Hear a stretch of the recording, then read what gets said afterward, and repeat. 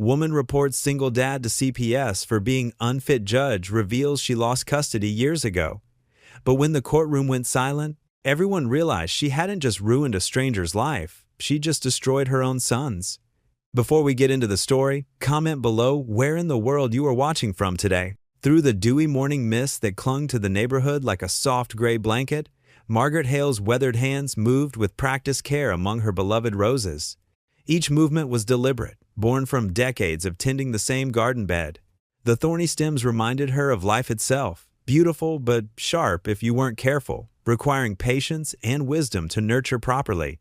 Her wide-brimmed gardening hat, faded from years of faithful service, shielded her pale blue eyes from the strengthening spring sunshine as she methodically pruned dead branches and loosened the rich, dark soil around each plant with her worn trowel. The peaceful morning rhythm, accompanied only by the distant chirping of robins and the gentle whisper of leaves in the breeze, broke suddenly with the rumble of an approaching truck. Margaret straightened slowly, one arthritic hand pressed against her lower back, and watched a battered moving van pull into the driveway next door. The diesel engine coughed and wheezed before falling silent.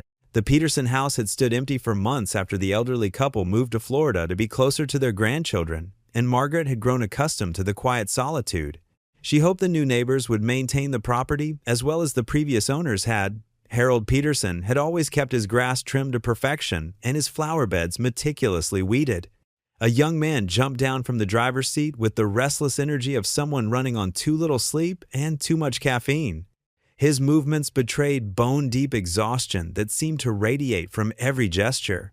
He couldn't have been more than 35, with dark circles under his eyes like purple bruises and wrinkled clothes that looked like he'd slept in them. His jeans were stained with what appeared to be motor oil, and his flannel shirt hung loose and untucked. Margaret's lips pursed slightly as she observed him fumble with unfamiliar keys before finally unlocking the front door and returning to the truck with hurried, almost frantic steps. "Daddy, can I help?" A small voice called out, sweet and eager. A little girl, perhaps 7 or 8 years old, bounced out of the passenger side with the irrepressible energy of childhood. Her brown hair escaped from what must have been yesterday's ponytail in wild tangles, and her pink sweater was twisted sideways. One sock was pulled up to her knee, while the other had slumped down around her ankle. "Just stay where I can see you, Lily," the man answered, his voice carrying a sharp edge of weariness that made Margaret wince. "And don't touch anything sharp or heavy, okay? I mean it this time." Margaret watched from behind her rose trellis as he began unloading boxes, carrying them with quick, almost aggressive movements that spoke of a man pushed beyond his limits. The little girl, Lily, such a lovely name, trailed behind him like a devoted shadow, chattering about where her toys should go and which room could be hers and whether there might be a good spot for a swing set in the backyard. Her father's responses grew increasingly terse as fatigue and frustration mounted, his shoulders growing more rigid with each trip to and from the truck. A particularly heavy-looking box, marked "Kitchen Fragile" in black marker, slipped from his grasp as he navigated the front steps. His arms shook with the effort of holding it, but exhaustion won.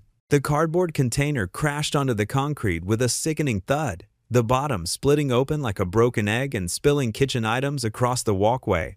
Pots and pans clattered against the pavement in a symphony of metallic chaos, rolling in different directions. A ceramic plate shattered into pieces, sending white shards skittering across the driveway. "Damn it," he snapped, his voice cracking with frustration as he kicked the broken box with more force than necessary. The cardboard crumpled further, and more items spilled out. Lily jumped at his outburst, her small shoulders hunching inward as she took an instinctive step backward, her bright chatter dying instantly. Margaret clicked her tongue disapprovingly, the sound sharp in the morning air. In her day, fathers didn't use such language in front of their children, regardless of how tired or overwhelmed they might be. A man controlled his temper, especially around impressionable young ones who looked up to him for guidance and security. She gathered her gardening tools with deliberate movements, stealing glances as the man, they wanted grading, she'd have to find out his name eventually, continued hauling boxes inside with barely contained irritation, his jaw set in a hard line. The morning wore on, and Margaret found herself returning to her kitchen window more frequently than usual, ostensibly to check on her bird feeder, but actually to observe the continuing chaos next door. The man worked alone, declining offers of help from well-meaning neighbors who stopped to introduce themselves.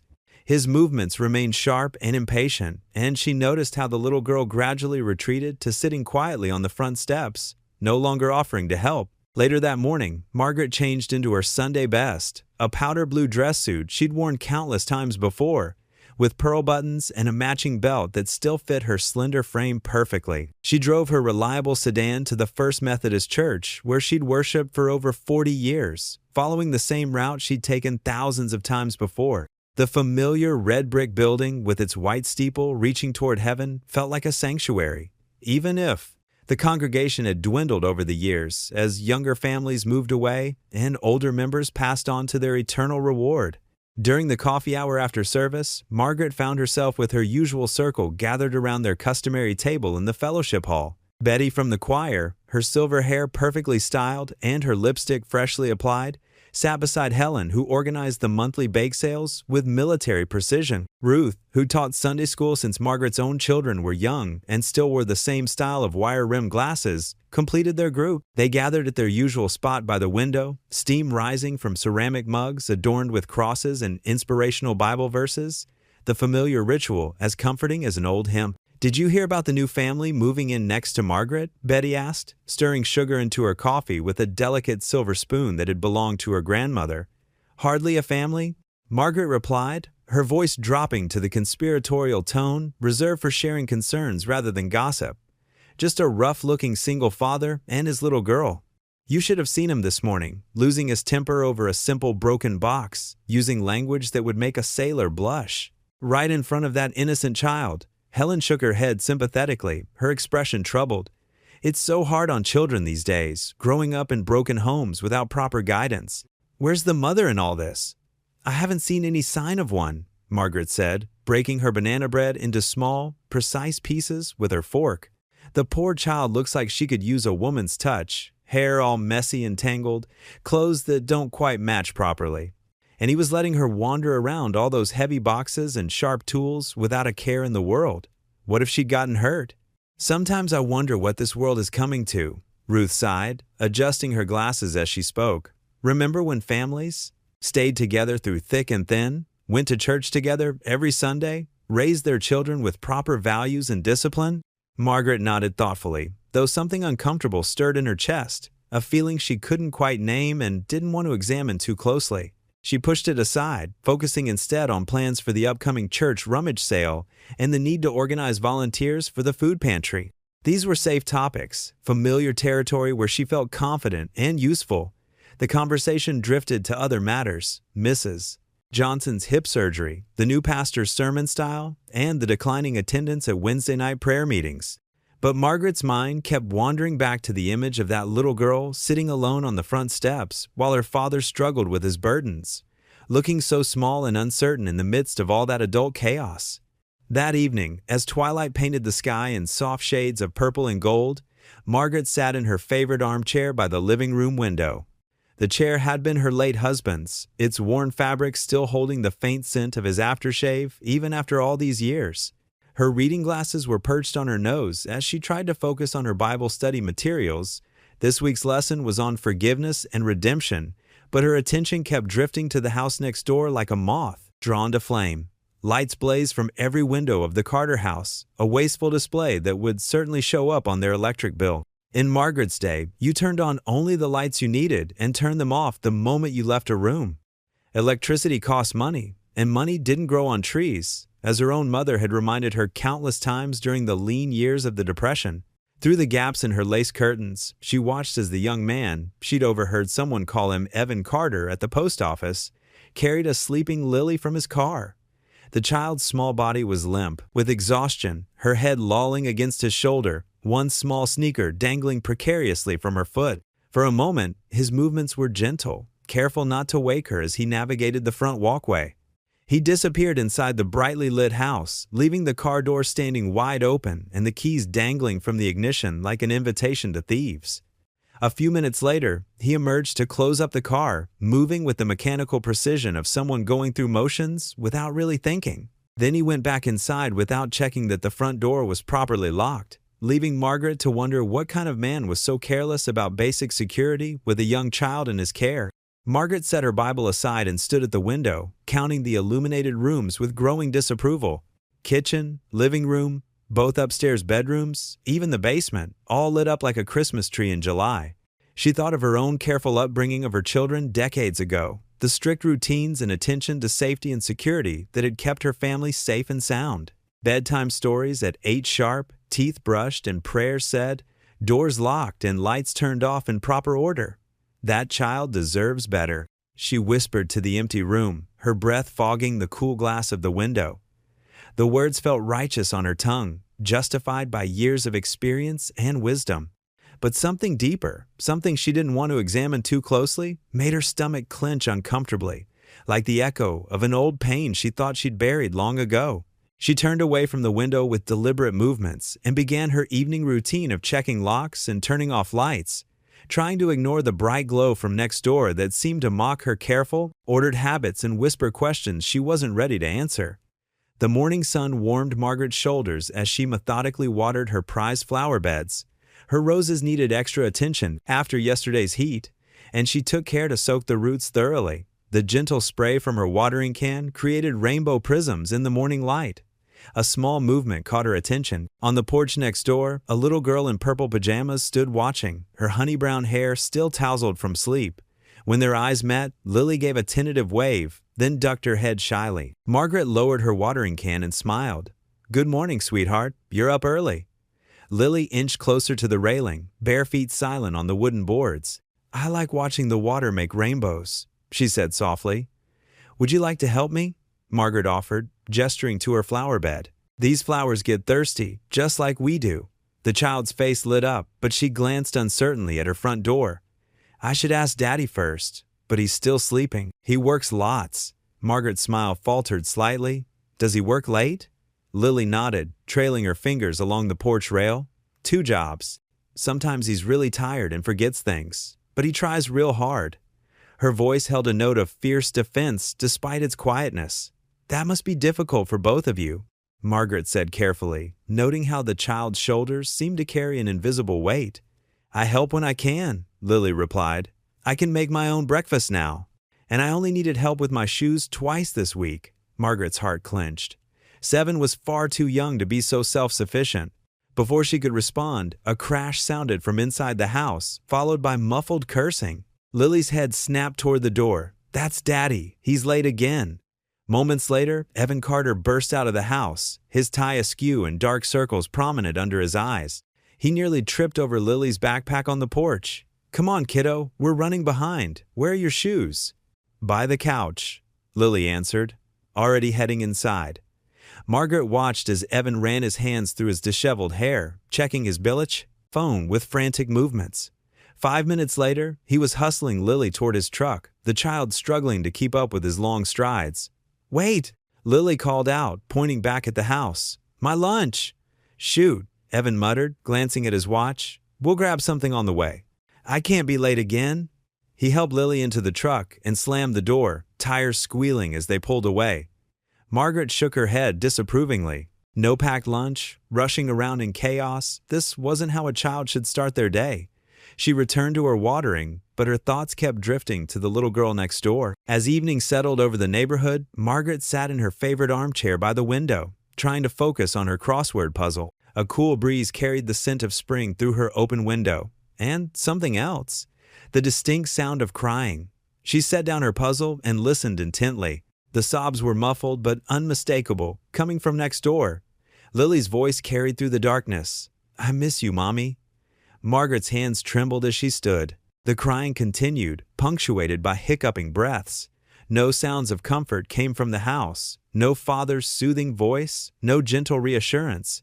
Just a little girl's loneliness echoing in the night. In her kitchen, Margaret's fingers traced the edges of her phone. The number for Child Protective Services lay written on a napkin before her, the blue ink stark against the white paper. She'd looked it up after dinner, telling herself it was just in case, just to be prepared. The sound of more crying drifted through her window. Margaret stared at the number, her heart heavy with indecision. Was she overreacting, or was she witnessing real neglect? The morning's chaos, the forgotten lunch, the constant exhaustion, and now this? A child crying alone in the dark. Her own memories of raising a child felt distant now, but she remembered the fundamental necessities: stability, attention, proper care. From what she'd seen, Lily had none of these. Margaret sat at her kitchen table, the napkin before her like a judgment waiting to be passed. The number seemed to grow larger the longer she stared at it, its implications weighing heavier with each passing moment. Rain pelted against Margaret's kitchen window, creating rivulets that distorted her view of the house next door. Her hands trembled as she held the wrinkled napkin with the Child Protective Services number. She'd carried it in her pocket for 3 days, taking it out occasionally to stare at the digits before losing her nerve. But this morning had been the final straw. She'd watched little Lily trudge to the bus stop in the rain without a proper jacket, her hair uncombed and her shoelaces untied. The child had nearly slipped twice on the wet sidewalk. Margaret's finger hesitated over the keypad of her old landline phone. The sound of each number being dialed seemed to echo through her quiet house. Her heart pounded as the line began to ring. "Child Protective Services, how may I help you?" The woman's voice was professional and calm. Margaret cleared her throat. "Yes, I need to report something." She twisted the phone cord around her finger, a nervous habit she'd never outgrown. "It's about my new neighbor and his daughter. Can you tell me what you've observed?" "The father, he's always rushing off to work, leaving her to wait for the school bus alone." Margaret's words tumbled out faster now. "This morning, she didn't even have a raincoat. And yesterday, I heard her crying through the window, but he just ignored it. The poor child's clothes never match, and her hair is always a mess." The social worker's typing could be heard in the background. "How old is the child?" 7, I believe. Her name is Lily Carter." "And the father's name?" "Evan Carter. They just moved in next door about a week ago." More typing. "Has there been any evidence of physical abuse?" "No, nothing like that," Margaret admitted. "It's more negligence. He seems overwhelmed, always angry and snapping at her. I don't think she's getting proper care." "I understand your concerns," the worker said. "We take all reports seriously. Can I have your name and contact information?" Margaret hesitated before providing her details. The worker assured her the information would remain confidential. After hanging up, Margaret sank into her kitchen chair, her hands still shaking. She'd done the right thing, hadn't she? The image of Lily's small figure in the rain strengthened her resolve. Better to be safe than sorry when it came to a child's welfare. The rain continued steadily through the afternoon. Margaret tried to focus on her crossword puzzle, but her eyes kept drifting to the window. Around 3 o'clock, a county car pulled up in front of Evan's house. A woman in a dark blazer stepped out, clutching a portfolio to her chest as she hurried through the rain. Margaret's stomach clenched as she watched the social worker knock on Evan's door. She moved closer to her window, partially hidden behind her lace curtains. The door opened, and she could see Evan's confused expression turn to something darker as the woman showed her identification. For the next hour, Margaret remained at her post, watching shadows move past Evan's windows. She saw the social worker walking through different rooms, taking notes. At one point, she glimpsed Evan gesturing animatedly, his face tight with emotion. "It's for the best," Margaret whispered to herself, though the words felt hollow in her quiet house. Finally, the front door opened again. The social worker emerged, her face unreadable as she spoke a few last words to Evan. He stood in the doorway, rigid and pale, his hands clenched at his sides. As the county car pulled away, he remained there, staring after it. Then, slowly, his head turned toward Margaret's house. Their eyes met through the rain-streaked air between their properties. The look he gave her was filled with such raw betrayal and fury that she instinctively stepped back from the window. He knew. Somehow, he knew she had made the call. Margaret's knees felt weak as she sank into her armchair, her heart hammering. The rain continued its steady drumming on the roof, but it couldn't drown out the voice in her head asking if she'd just made a terrible mistake. Through her window, she could still see Evan standing in his doorway, his silhouette dark against the light inside. His shoulders were slumped now, defeat replacing the anger in his posture. He looked like a man who had just lost everything.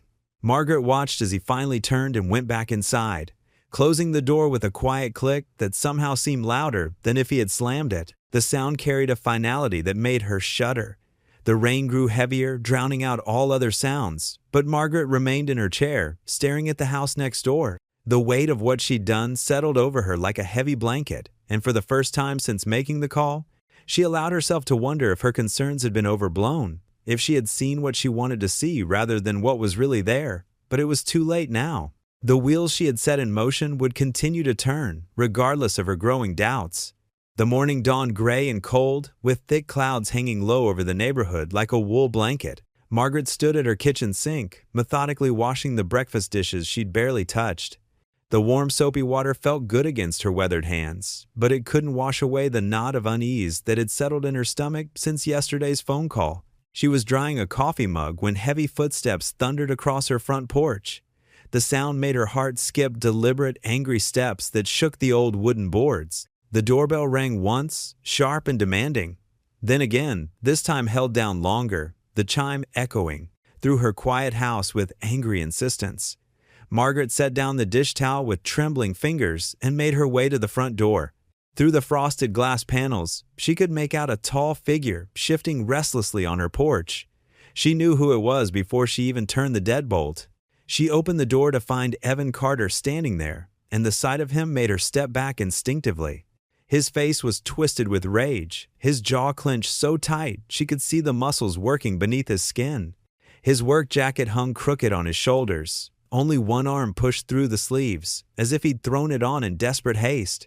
Dark circles shadowed his eyes like bruises, and stubble covered his usually clean-shaven face. "It was you, wasn't it?" His voice shook with barely controlled fury, each word sharp as broken glass. "You called CPS on me." Margaret gripped her cardigan tighter around herself, suddenly feeling fragile and small in her own doorway. The morning air was bitter against her face. "I was concerned about, they took her." Evan's words exploded like thunder, cutting through her explanation. His hands clenched into fists at his sides. "They took my little girl. Do you have any idea what you've done?" The blood drained from Margaret's face. She stepped back another pace, her hand flying instinctively to her throat. "What? No, they weren't supposed to." "To what? To actually do their job?" He stepped closer, towering over her small frame, his eyes burning with a fury that made her heart race. "They showed up at her school yesterday afternoon, pulled her right out of her second-grade classroom in front of all her friends, called it a temporary evaluation period while they investigate the complaint." His voice cracked on the last word. "My daughter is sleeping in a stranger's house right now because you couldn't mind your own business." Margaret felt the walls of her safe, ordered world crumbling around her. This wasn't what she'd intended. She'd pictured a gentle intervention, maybe some resources offered to help. Not this, never this. "I only wanted to help," she whispered, her voice barely audible above the wind. "I saw how she was always alone, waiting for the bus, and her clothes." "Her clothes?" Evan laughed, but it was a bitter sound, full of pain and disbelief. "She picks them out herself every morning because it makes her feel independent, because I'm trying to teach her to be strong and capable. And yes, sometimes her hair is messy because I'm still learning how to braid it properly. Her mother died when she was born, and I'm doing the best I can with what I've got." The words hit Margaret like physical blows. She could see the exhaustion etched in every line of his face, the desperation of a man pushed beyond his limits. Tears welled in her eyes, blurring her vision. "I'm so sorry, I didn't know." "No, you didn't know anything." His voice rose, then cracked with emotion. "But you judged me anyway. You watched us through your window like we were some kind of entertainment, making up stories about what kind of father I am." He ran a trembling hand through his disheveled hair. "I work 2 jobs to keep a roof over her head construction during the day, stocking shelves at night. I leave those lights on because she's afraid of the dark after losing her mom. I iron her little uniforms every Sunday night. I read her 3 bedtime stories even when I can barely keep my eyes open. Everything I do, every minute of every day, every ounce of strength I have, is for her. And now," his voice broke completely. "Now she's gone." Margaret reached out instinctively, her heart breaking at the raw pain in his voice. She wanted to comfort him, to somehow take back what she'd done. But Evan jerked away from her outstretched hand as if her touch would burn him. "Don't." His voice was cold as winter ice. "You've done enough damage. I hope you're happy with yourself, playing neighborhood watchdog. I hope it helps you sleep at night, knowing you've destroyed a little girl's sense of safety." He turned and strode away, his footsteps echoing hollowly on the sidewalk. Margaret remained standing in her doorway, her hands still outstretched to empty air, watching his retreating figure until he disappeared around the corner. The morning wind cut through her thin cardigan, chilling her to the bone. Inside her house, the silence pressed in like a physical weight, heavier than anything she'd ever felt. The familiar comfort of her home felt alien now, tainted by what she'd done. She moved through her rooms in a daze, her slippered feet silent on the hardwood floors. She straightened doilies that didn't need straightening, rearranged books that were already perfectly aligned, anything to keep her hands busy and quiet, the roar of guilt that thundered in her mind. Her daily routines felt meaningless now. The cheerful yellow kitchen seemed to mock her. The carefully tended plants on her windowsills looked wilted, despite their perfect health. Even the afternoon light streaming through her lace curtains seemed dimmer than usual. As she passed the hall mirror, the same ornate piece that had belonged to her mother, a flash of memory stopped her cold. Another social worker, another front door, but this time she was the parent being judged. The recollection hit her like a physical blow, stealing her breath and making her legs wobble. She reached out blindly for support and sank onto her floral ottoman, her whole body trembling. The memory was so vivid she could smell the stale cigarette smoke that had clung to her clothes, could feel the pounding headache that had made every sound feel like nails on a chalkboard. She'd stood in that same doorway, watching them drive away with her precious boy, too numb and broken to even cry. Margaret pressed her hands to her temples, trying desperately to push back the flood of memories she'd spent decades burying.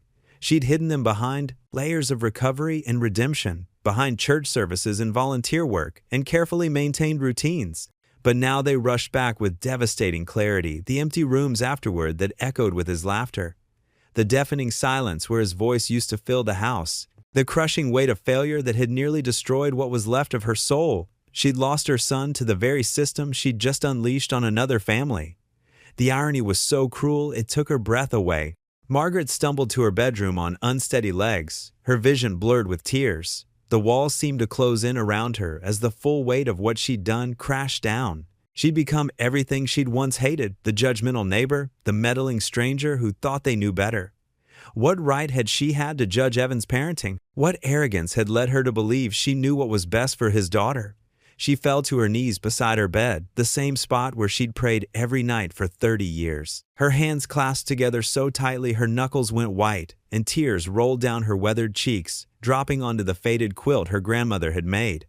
"Lord," she whispered, her voice breaking with the weight of her shame, "if I've done wrong, and I know I have, please show me how to make it right. Show me how to fix what I've broken." The morning light filtered through her lace curtains, casting intricate shadows on her clasped hands as she continued to pray. She stayed there on her knees, seeking guidance in the terrible silence of her shame, knowing that some mistakes cut so deep they change everything forever. Outside, the gray clouds began to part, letting thin rays of sunlight pierce through.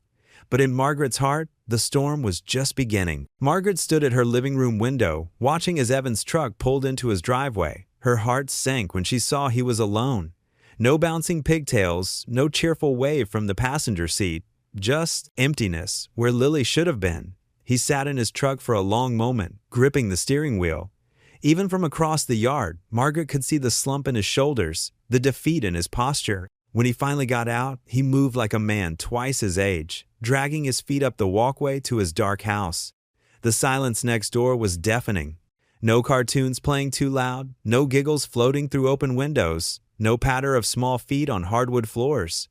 The absence of those sounds pressed against Margaret's ears until she couldn't stand it anymore.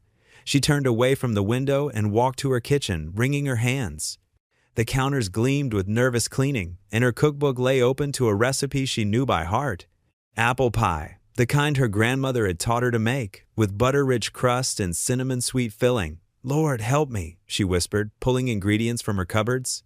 Her hands shook as she measured flour and salt. Cutting in the butter helped steady them. There was comfort in the familiar motions, in creating something meant to bring warmth. As she worked, memories surfaced like bubbles in still water. Another kitchen, decades ago. Her own hands shaking for different reasons then. A little boy's eyes, wide with worry as he watched her stumble. Margaret pushed the thoughts away and focused on rolling out the dough, making it perfect.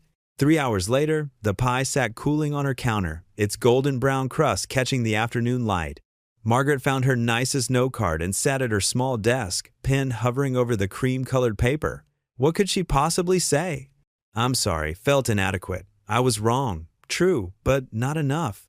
Finally, she wrote in careful script, "For strength in hard times, from your neighbor." Simple words, but they would have to do. The walk across their shared lawn felt endless.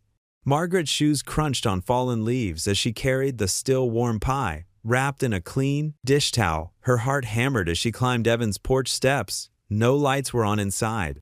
She set the pie down gently by his front door, tucked the note beneath the dish towel, and hurried back home before her courage failed. That evening, she drove to Wednesday night service at First Presbyterian, arriving early enough to catch Pastor John alone in his office. He looked up from his desk with kind eyes when she knocked on his open door. "Margaret, come in," he said, gesturing to the chair across from him. "Something's troubling you." She settled into the worn leather seat, clutching her purse in her lap. "Pastor, how do you make things right when you've done harm? Real harm, not just a small mistake?" He studied her face, taking in the worry lines around her eyes, the trembling in her voice. "This is about your new neighbor?" Margaret nodded, tears threatening. "I thought I was helping. I was so sure I knew what I was seeing," but she dabbed at her eyes with a tissue from her purse. "Now that little girl is gone, and her father, the look in his eyes when he confronted me, I have never felt so ashamed." Pastor John leaned forward, folding his hands on his desk. "Margaret, do you remember the story of the Pharisee and the tax collector?" "Yes, of course." The Pharisee stood apart, judging. But the tax collector, he understood his own failures first. Sometimes our greatest acts of righteousness can become our greatest sins when we forget our own humanity. He paused, letting the words sink in. If you want to make things right, start by listening. Not judging, not fixing, just listening. Margaret thought about Evan's fury, the pain beneath his anger.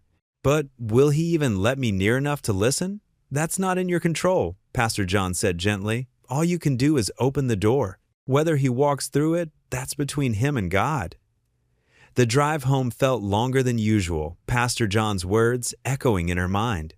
When she pulled into her driveway, she noticed Evan's porch light was on. The pie was gone from where she'd left it. Through her kitchen window, she watched as Evan's shadow moved behind his curtains. He appeared in his kitchen, visible through the window that faced her house. He stood at his counter, looking down at the pie she'd left. His hands rested on either side of the dish, and for a moment, Margaret thought he might pick it up and throw it in the trash. Instead, he reached for a knife in his drawer, cut a slice, found a fork. Margaret let out a breath she hadn't realized she'd been holding. She turned away to give him privacy, but her heart felt a fraction lighter. It wasn't forgiveness, not even close, but maybe it was a start. In her own kitchen, she filled her kettle for evening tea, glancing occasionally at the light still burning in Evan's window. The silence next door still ached, but it felt different now, less like judgment, more like waiting. Waiting for hearts to soften, for wounds to begin their slow healing. She thought of Lily, somewhere in a strange bed tonight, probably missing her father terribly. The weight of what she'd set in motion pressed heavy on Margaret's shoulders. But Pastor John was right. She couldn't fix this with grand gestures or good intentions. She could only open doors, extend small kindnesses, and pray they would be accepted. Margaret fixed her tea and carried it to her favorite chair by the window. The autumn evening was settling in, painting the sky in deep purples and blues. Across the yard, Evan's kitchen lights still glowed, a lonely beacon in the gathering dark. 1 week later, Margaret sat in the back row of courtroom B, her hands clasped tightly in her lap. The room's fluorescent lights cast a harsh glow over everything, making the institutional beige walls look sickly. Her sensible navy dress felt too tight at the collar, and she tugged at it nervously. She watched as other cases moved through quickly: custody arrangements, child support modifications, adoption finalizations. Each family carried their own story of heartbreak or hope. Margaret noticed how Judge Whitmore handled each case with steady patience, his silver hair and wire-rimmed glasses giving him the appearance of a wise grandfather rather than a stern judiciary figure. When the clerk called Carter, emergency custody review, Margaret's stomach clenched. Evan walked to the front, his work boots making hollow sounds against the polished floor. He wore his best clothes, pressed khakis, and a button-down shirt that still bore slight wrinkles from being freshly washed. His hands were clean, but his fingernails still carried traces of motor oil that wouldn't scrub away. The CPS worker, a young woman with kind eyes, approached the stand first. "Your Honor, we've completed our initial home evaluation of Mr. Carter's residence and interviews with relevant parties." Judge Whitmore nodded, reviewing papers before him. Please proceed. While Mr. Carter's schedule is demanding, we found no evidence of neglect. The home is clean, there's adequate food, and Lily's basic needs are well met. He appears stressed but deeply committed to his daughter's welfare. Evan stood straighter at these words. When it was his turn to speak, his voice carried the weight of desperation and determination. Your Honor, I work 2 jobs because I have to. The morning shift at the auto shop and evening maintenance at the mall. His voice cracked slightly. Since my wife died, it's been hard. But everything I do is for Lily. She's all I have. He pulled a worn envelope from his pocket. These are her drawings from the last week in foster care. She doesn't understand why she can't come home. She's scared and confused. His hands trembled as he held the papers. I'm not perfect, but I love my daughter. She's safe with me. She's loved. Margaret felt tears welling up. She hadn't known about his wife, hadn't bothered to learn his story before. Judging him, the shame sat heavy in her chest. Judge Whitmore studied the papers before him, his expression thoughtful. I see the original complaint was filed by a neighbor, Margaret Hale. He glanced toward the back of the courtroom. Mrs. Hale, are you present? Margaret's heart jumped. She slowly stood, her legs unsteady. Yes, Your Honor. The judge adjusted his glasses, scanning a document with increased interest. His eyebrows drew together, and he looked up sharply. Mrs. Hale, this isn't your first involvement with Child Protective Services, is it? The question hung in the air like smoke. Margaret's throat went dry. I don't. According to these records, Judge Whitmore continued, his voice carrying clearly through the now silent courtroom. You lost custody of your son, Evan Hale, 32 years ago. The words fell like stones into still water. A ripple of whispers moved through the courtroom. Margaret swayed slightly, grabbing the back of the bench in front of her for support. At the front of the courtroom, Evan had gone completely still. Slowly, he turned around, his face draining of color as he stared at Margaret. The recognition dawned in his eyes, not of her as she was now, but of the woman she had been 3 decades ago, the mother who had failed him. Their eyes met across the courtroom, and decades of pain, loss, and missed chances crashed between them like waves against rocks. Evan's face transformed from shock to disbelief to something raw and wounded. His mouth opened slightly, but no words came out. Margaret felt the room spinning around her. The judgmental whispers, the fluorescent lights, the weight of 32 years of guilt, it all pressed in at once.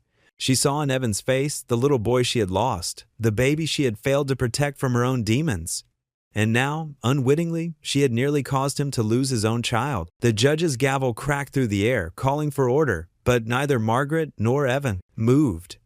They remained frozen in their tableau of recognition, the past and present colliding in one devastating moment of truth. The courthouse steps felt like mountains beneath Margaret's trembling legs as she chased after Evan's retreating form. The afternoon sun cast long shadows across the concrete, making everything feel somehow unreal. Evan, please, I didn't know. Her voice cracked as she reached toward him. He whirled around, his face contorted with pain and rage. Don't you dare say my name. His words came out in sharp, ragged breaths. 32 years, and you show up next door? Judge me? Try to take my daughter away? He let out a harsh laugh that held no humor. Like mother, like son, right? That's what you thought? Margaret's heart hammered against her ribs. I never meant. Save it. He held up his hand, backing away. Just stay away from me. Stay away from my daughter. He turned and strode to his truck, leaving Margaret frozen on the courthouse steps. As the engine roared to life, memories she'd locked away for decades came flooding back. 1,991. A cramped apartment with peeling wallpaper. Margaret, young and wild-eyed, pacing the floor with baby Evan crying in her arms. Empty bottles lined the windowsill like glass soldiers. Her hand shook as she tried to warm his bottle, spilling formula across the counter. Shh, baby, please. She bounced him desperately, her own tears falling onto his tiny face. Mama's trying. The knock at the door made her jump. 2 social workers, a police officer. Forms thrust into her trembling hands as they took her screaming son. No, please, I can do better. I'll get clean, I promise. But they were already gone, taking her whole world with them. The memory dissolved as a car horn jolted Margaret back to the present. She found herself still standing on those courthouse steps, tears streaming down her face.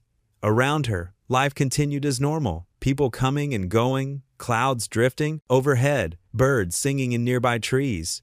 How could everything look so ordinary when her world had just shattered all over again?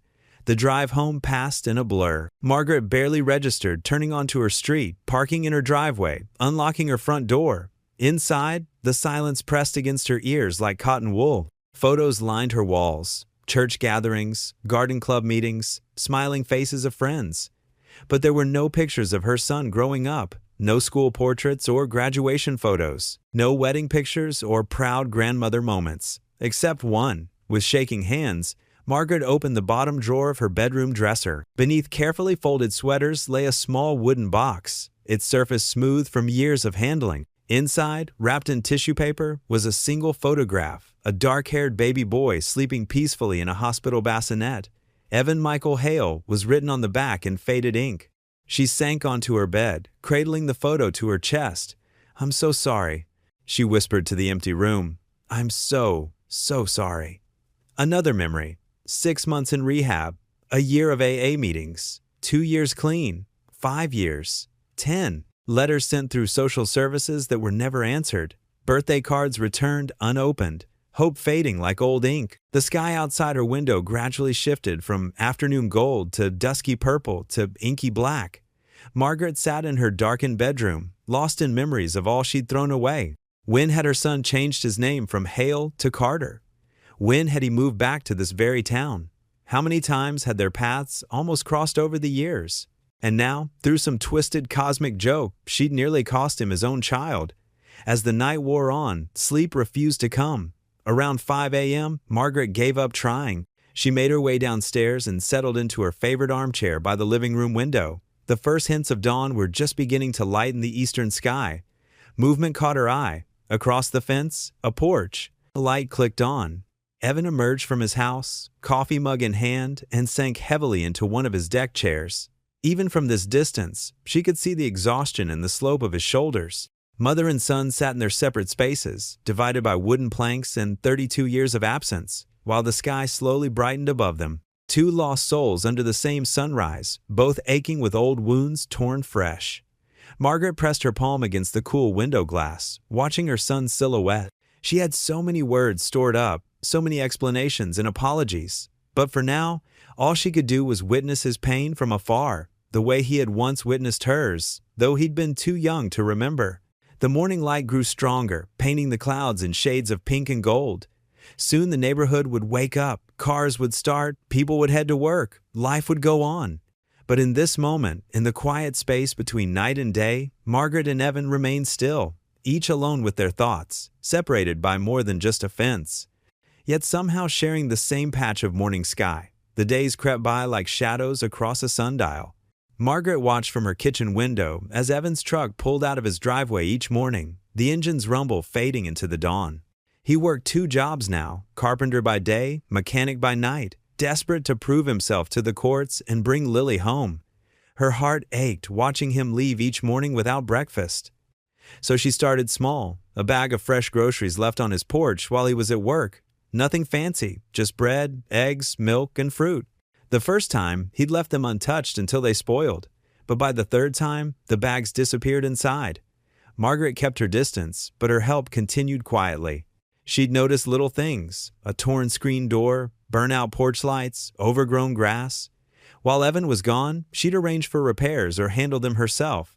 The local handyman knew her well now, though she always swore him to secrecy about who was paying. One Tuesday, an envelope appeared in Evan's mailbox containing exactly enough to cover Lily's overdue school lunch account. The next week, her winter coat came back from the cleaners mysteriously paid for, with the torn lining mended. Small kindnesses, delivered anonymously, began following Evan like invisible footprints. He never acknowledged them directly, but Margaret noticed how his shoulders seemed a little less burdened each time he came home to find another problem solved. She knew he suspected her. How could he not? But neither of them spoke of it, until the fence. It had been weathered for years, the wooden slats graying and splintered between their yards. One particular board had come loose in the last storm, hanging at an awkward angle. Margaret had watched Evan eye it with frustration several times, but he never had the time to fix it between shifts. So one evening, just as the sun was setting and painting the sky in watercolor shades of pink and gold, Margaret gathered her tools. She'd learned basic repairs out of necessity during her years alone, though her hands weren't as steady as they used to be. Still, she could handle a hammer and nails. The evening air was cool against her skin as she worked, carefully removing the broken board. She'd already measured and cut a replacement piece, painted to match the weathered gray. Her movements were slow but deliberate as she positioned the new board. She was so focused on holding the board steady while reaching for her hammer that she didn't hear Evan's truck pull up. It wasn't until his shadow fell across her work that she realized he was standing there, still in his carpenter's work clothes, watching her. Margaret's hands trembled slightly, but she didn't stop working. She couldn't meet his eyes, so she kept her gaze on the fence, tapping the nail carefully into place. The rhythmic sound of metal striking metal filled the silence between them. "You don't need to do that," Evan finally said. His voice wasn't angry anymore, just tired, maybe a little confused. Margaret paused, the hammer hovering mid-strike. She took a deep breath, feeling the weight of decades of regret pressing down on her shoulders. When she spoke, her voice was barely above a whisper, but it carried clearly in the evening stillness. "I do." Those two simple words held everything she couldn't say. "I'm sorry. I failed you. I want to make it right. I love you still." She resumed her work, tapping the nail home with gentle precision. The board settled into place, strong and secure, filling the gap that had existed for so long. Like the space between them, it wasn't perfect. You could still see where the old wood met the new, but it was mended. Evan stood there a moment longer, his shadow stretching across the grass as the sun sank lower. Margaret could feel his presence, solid and real, closer than he'd been since that day in court. She wanted to turn around, to look at his face, to see if there was any softening in his eyes. But she didn't. Some wounds needed time to heal, and some distances could only be crossed in the smallest of steps. Finally, his work boots scraped against the concrete as he turned away. Margaret listened to his footsteps receding, followed by the sound of his front door opening and closing. Only then did she allow herself to rest, leaning against the newly repaired fence as the first stars began to appear in the darkening sky. The evening crickets began their chorus, a gentle backdrop to her quiet work as she gathered her tools. The air had grown cooler, carrying the sweet scent of blooming jasmine from her garden. As she packed up her toolbox, she noticed a small detail. The porch light on Evan's house had been turned on, casting a warm glow across both their yards. He'd never left it on for her before. The phone call came on a Tuesday afternoon. Margaret was pruning her roses when she heard Evan's voice, loud and clear through his open window. Yes, I understand. Supervised visits at first? Thank you so much." Her pruning shears froze mid-cut. She held her breath, hardly daring to hope.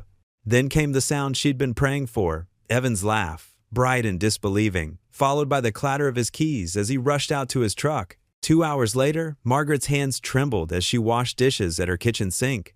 The familiar rumble of Evan's truck grew louder, then cut off. She couldn't help herself. She moved to the window, dish towel clutched in her weathered hands.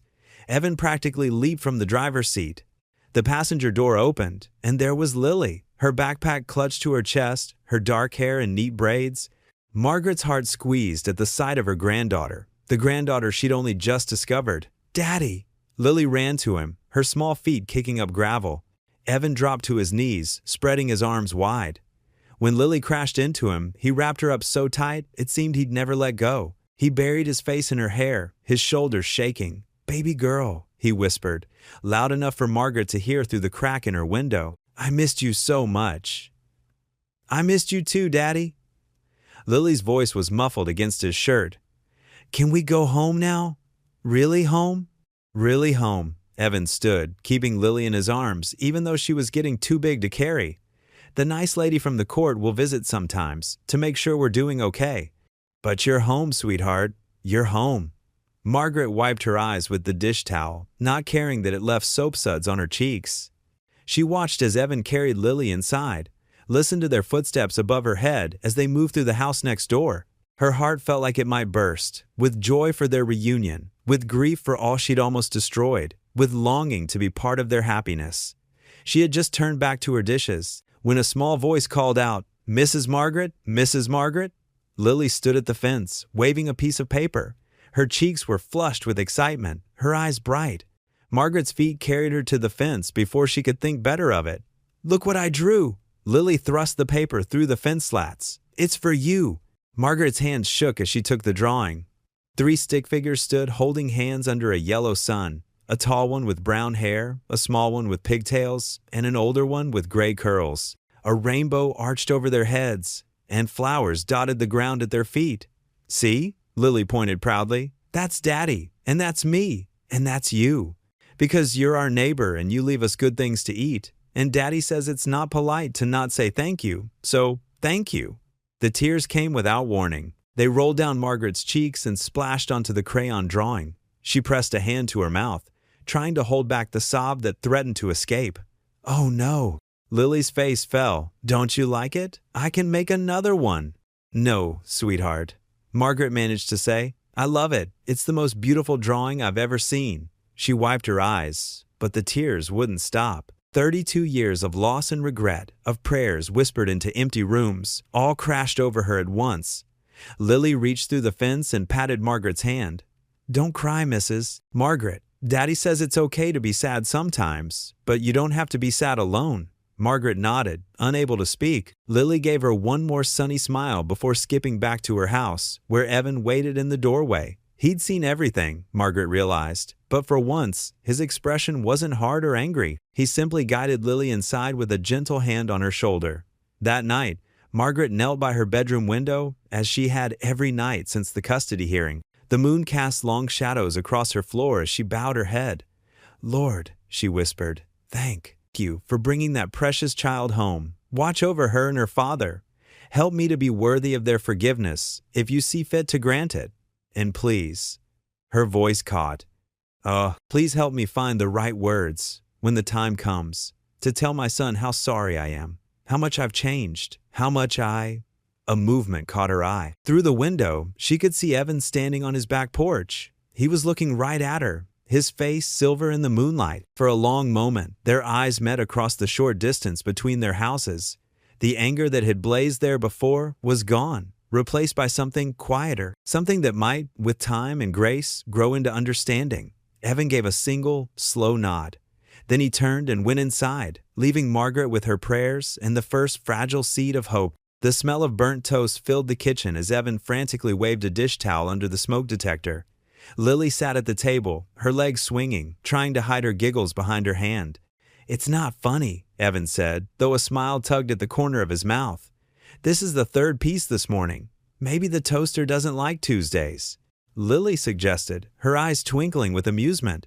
A gentle knock at the back door made them both turn. Through the glass pane, they could see Margaret standing there, holding a plate covered with a checkered cloth. Evan hesitated for a moment, his hand frozen mid-wave with the dish towel. Lily jumped up. "Can I let her in, Dad? Please?" Evan looked at the burnt toast on the counter, then back at Margaret's hopeful expression. He nodded slowly. "Go ahead." Margaret stepped inside, her eyes taking in the scene, the smoke still clearing, the stack of blackened toast, and Lily's untouched glass of orange juice. "I thought I smelled something burning," she said softly. "I made blueberry muffins this morning, too many for just me." "Thank you, Mrs. Hale," Lily said politely, eyeing the plate with interest. "Margaret," the older woman corrected gently. "You can call me Margaret." Evan cleared his throat. "You didn't have to." "I know," Margaret interrupted, "but I wanted to." She set the plate on the counter and carefully pulled back the cloth, revealing perfectly golden muffins studded with plump berries. Lily's eyes widened. They looked like the ones Mom used to make. A heavy silence fell over the kitchen. Margaret's hands trembled slightly as she smoothed the cloth, and Evan's jaw tightened, but then he surprised them both by pulling out a chair. "Would you like to join us?" he asked Margaret. "Since you saved our breakfast." Over the next hour, something shifted in the small kitchen. Lily chatted happily about school, while Margaret listened intently, asking questions about her teachers and friends. Evan remained quiet at first, but gradually began adding his own comments. "She's struggling with division," he admitted when Lily mentioned math class. "I try to help, but between the evening shift at the garage and weekend carpentry jobs?" Margaret nodded thoughtfully. "I used to teach 3rd grade, before." She paused, then continued carefully. "I could help, if you'd like." Evan studied his coffee cup for a long moment. "That might be good," he finally said. As the days passed, Margaret became a regular presence in their lives. She sat with Lily at the kitchen table after school, patiently explaining multiplication tables and grammar rules. She taught her how to braid her hair properly and showed her tricks for keeping her clothes neat. One evening, as Lily worked on her homework, Evan found himself telling Margaret about Sarah, his late wife. "She loved autumn," he said quietly, watching Lily through the window as she played in the yard. Said it was like the whole world was celebrating in gold and red. She'd have loved this house, with all the maple trees. Margaret listened, her hands wrapped around a mug of tea. "Tell me more about her," she encouraged, softly. And so he did. He told her about Sarah's laugh, how she could never keep a plan alive but never stop trying, how she'd sing off-key while doing dishes. With each story, the weight on his shoulders seemed to lighten just a little. Margaret shared too, carefully, tentatively. She told him about her own struggles with grief after losing her husband, about finding strength in her faith when everything else felt lost. She never pushed, never tried to excuse her past actions, but her quiet remorse spoke volumes. One evening, after Lily had gone to bed, Evan found Margaret on her knees in her garden, pulling weeds by porch light. "You don't have to keep trying so hard," he said, leaning against the fence. She sat back on her heels, wiping her brow. "Maybe not. But I've wasted too many years not trying hard enough." Later that night, Margaret knelt beside her bed, hands clasped in prayer. "Thank you, Lord," she whispered, tears sliding down her cheeks. "Thank you for one more chance." Across the fence, Evan stood at his kitchen window, watching as Margaret's porch light clicked off. The darkness that fell between their houses felt different now, less like a barrier and more like a bridge waiting to be crossed. He stood there for a long moment, his expression thoughtful, filled with a quiet respect for the woman who had once caused him so much pain but was now working so hard to make things right. The summer evening painted the sky in soft oranges and pinks as Margaret stood at the bottom of Evan's ladder, steadying it while he examined the sagging gutter. The air was thick with humidity, making her cotton blouse stick to her back. "Hand me that wrench," Evan called down, pointing to the toolbox at Margaret's feet. She passed it up carefully. "Be careful up there. That ladder's seen better days. Like everything else around here?" He muttered, but without the bitter edge his voice usually carried when speaking to her. The past few weeks had brought neversee, small changes, waves across the yard, brief conversations about the weather. And now, here they were, working together to fix the gutter before the next storm hit. Lily sat on the front porch steps, her bare feet swinging as she drew in her sketchbook. Every so often, she'd look up and beam at them, as if their simple act of cooperation was the greatest show on earth. "This bracket's completely rusted through," Evan said, grunting as he tried to loosen a bolt. "No wonder it's pulling away from the house.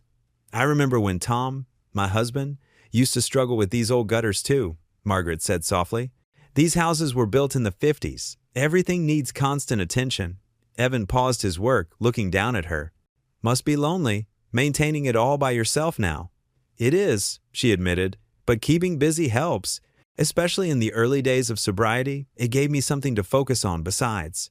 She trailed off, realizing what she'd said. The wrench stopped moving. For a moment, only the chirp of crickets filled the silence. "How long?" Evan asked quietly. 28 years, 4 months, and 12 days, Margaret replied. She didn't need to check. She knew the number as surely as she knew her own name. "But I still count. Every day matters."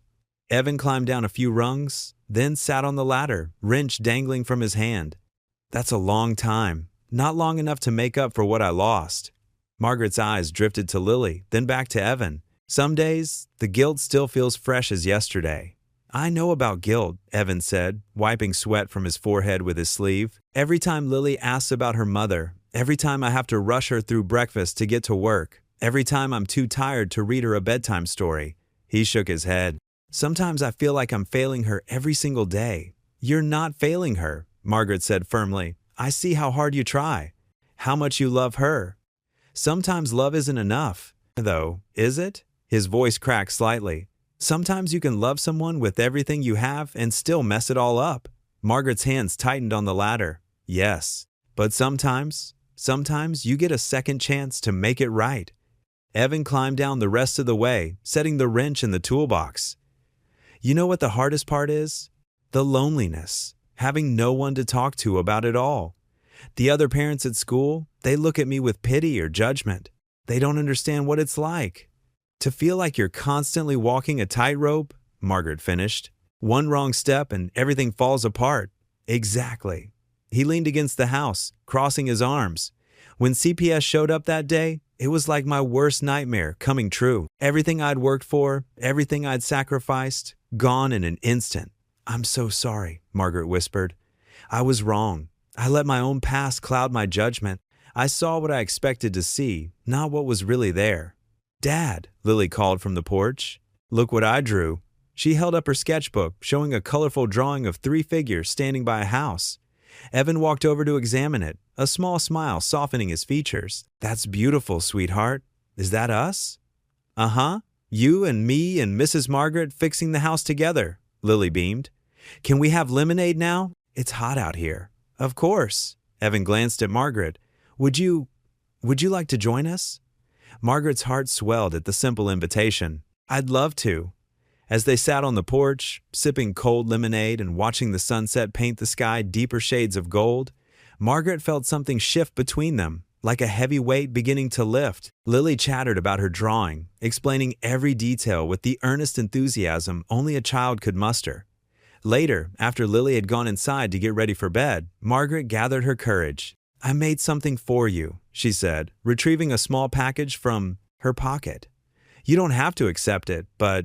She handed Evan the carefully wrapped wooden cross, her fingers trembling slightly. Attached was a note that read, Grace is the bridge between hearts.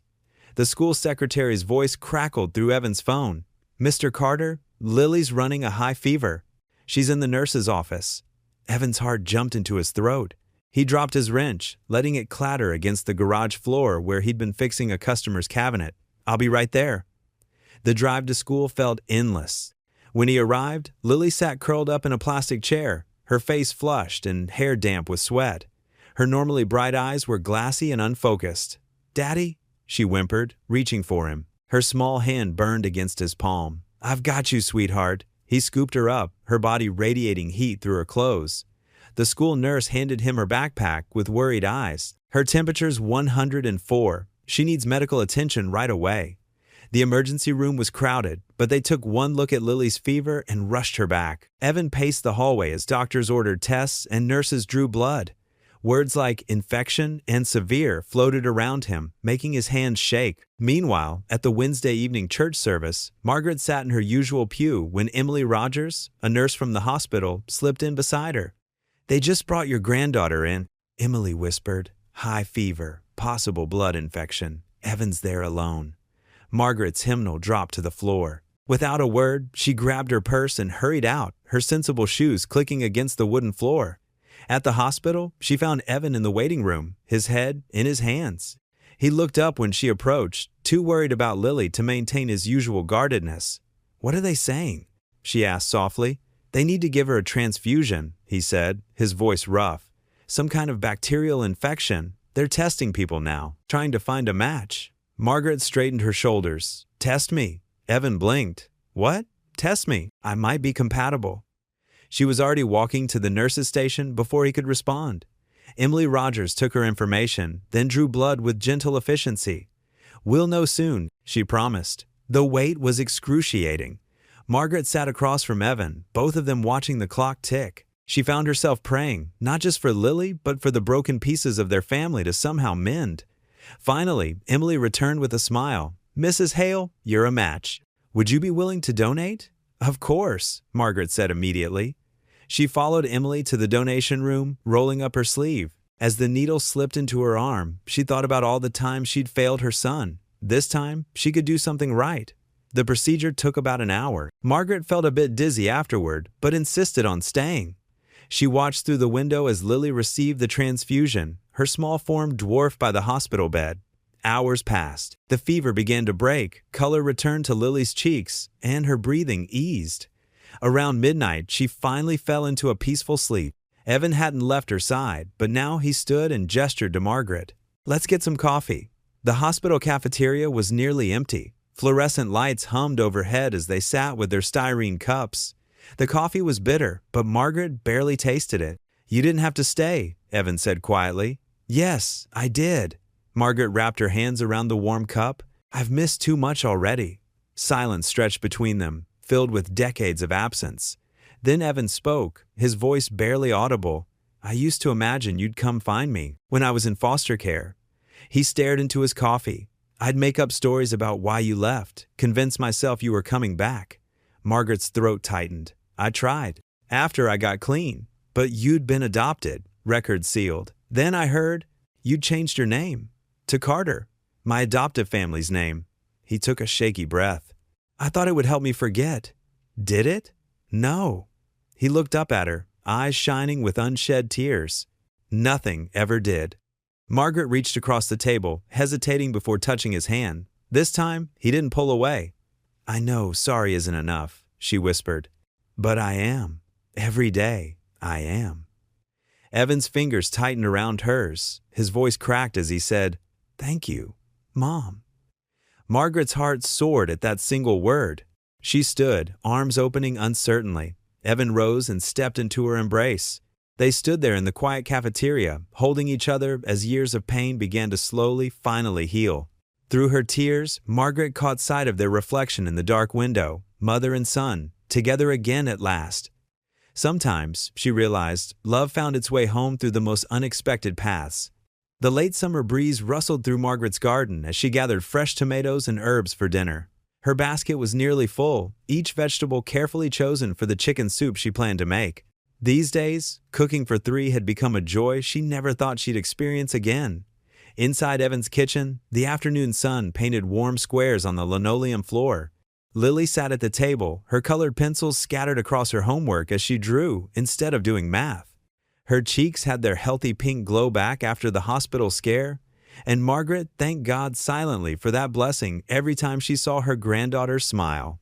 "What are you drawing, sweetheart?" Margaret asked, setting her basket on the counter. "Our family." Lily held up the paper proudly. 3 stick figures stood holding hands, one tall with brown hair, one small with pigtails, and one with silver hair and a big smile. Margaret's heart swelled as she washed the tomatoes. She heard Evan's heavy footsteps coming down the stairs, and the sound no longer filled her with dread or shame. "Something smells good already," he said, running a hand through his damp hair. He'd just showered after work, looking more relaxed than she'd seen him in weeks. "Just wait until the soup's actually cooking." Margaret replied with a gentle laugh, "Would you mind chopping these while I start the broth?" They worked together in comfortable silence, the kind that comes only after walls have crumbled and bridges have been built. Lily hummed to herself, adding splashes of color to her drawing. "I found some old photos yesterday," Evan said suddenly, wiping his hands on a dish towel. Would you like to see them?" Margaret's knife paused over a carrot. "I'd love to." Evan disappeared upstairs and returned with a worn shoebox. He cleared a space at the table, and Margaret sat beside him while Lily peered over their shoulders. "This was Sarah," he said softly, pulling out a photograph of a young woman with auburn hair and Lily's same bright eyes. "Lily's mother. This was at our wedding." Margaret touched the photo's edge carefully, as if it might dissolve under her fingers. "She was beautiful," she whispered. "Lily has her smile." "Yeah, she does." Evan's voice was thick with emotion. He showed her more pictures. Sarah pregnant with Lily, their first apartment together, holidays with her family. I haven't shown these to anyone since." "Thank you for sharing them with me," Margaret said, understanding the weight of this trust. They spent the next hour looking through memories while the soup simmered on the stove. Evan told stories about Sarah, how they met in college, their small wedding in her parents' backyard, their dreams of having a big family. Margaret listened, her heart aching for his loss and her own missed years. "I wish I had more photos of you as a baby," she admitted quietly. "Most were lost when things were bad." Evan was quiet for a moment. "I have one," he said finally. "The social worker gave me a file when I turned 18. There's a picture in there of you holding me at the hospital." Margaret's eyes filled with tears. "I remember that day. You were so small, and I was so scared. I thought I could do it all on my own, but—" "Mom," Evan said, the words still new on his tongue. "We can't change the past, but maybe we can make new memories now." Lily jumped up. "Can we take a picture together, right now?" Her enthusiasm broke the heavy moment, and they laughed. Evan pulled out his phone, and they squeezed together, grandmother, father, and daughter, smiling as the camera clicked. The next morning, Margaret walked to the local grocery store, her step lighter than it had been in years. She picked up milk and bread, nodding hello to familiar faces. Near the checkout, she heard whispers behind the greeting card display. "That's her, Margaret Hale," a woman's voice said in hushed tones. "Can you believe she's wormed her way into that poor man's house?" "After what she did," another voice replied, "calling CPS on her own son. Though I suppose that's better than what she did the first time around." Margaret's hands trembled as she reached for a loaf of bread. "Mark my words," the first voice continued, "she's trying to steal that man's child again. Some people never change."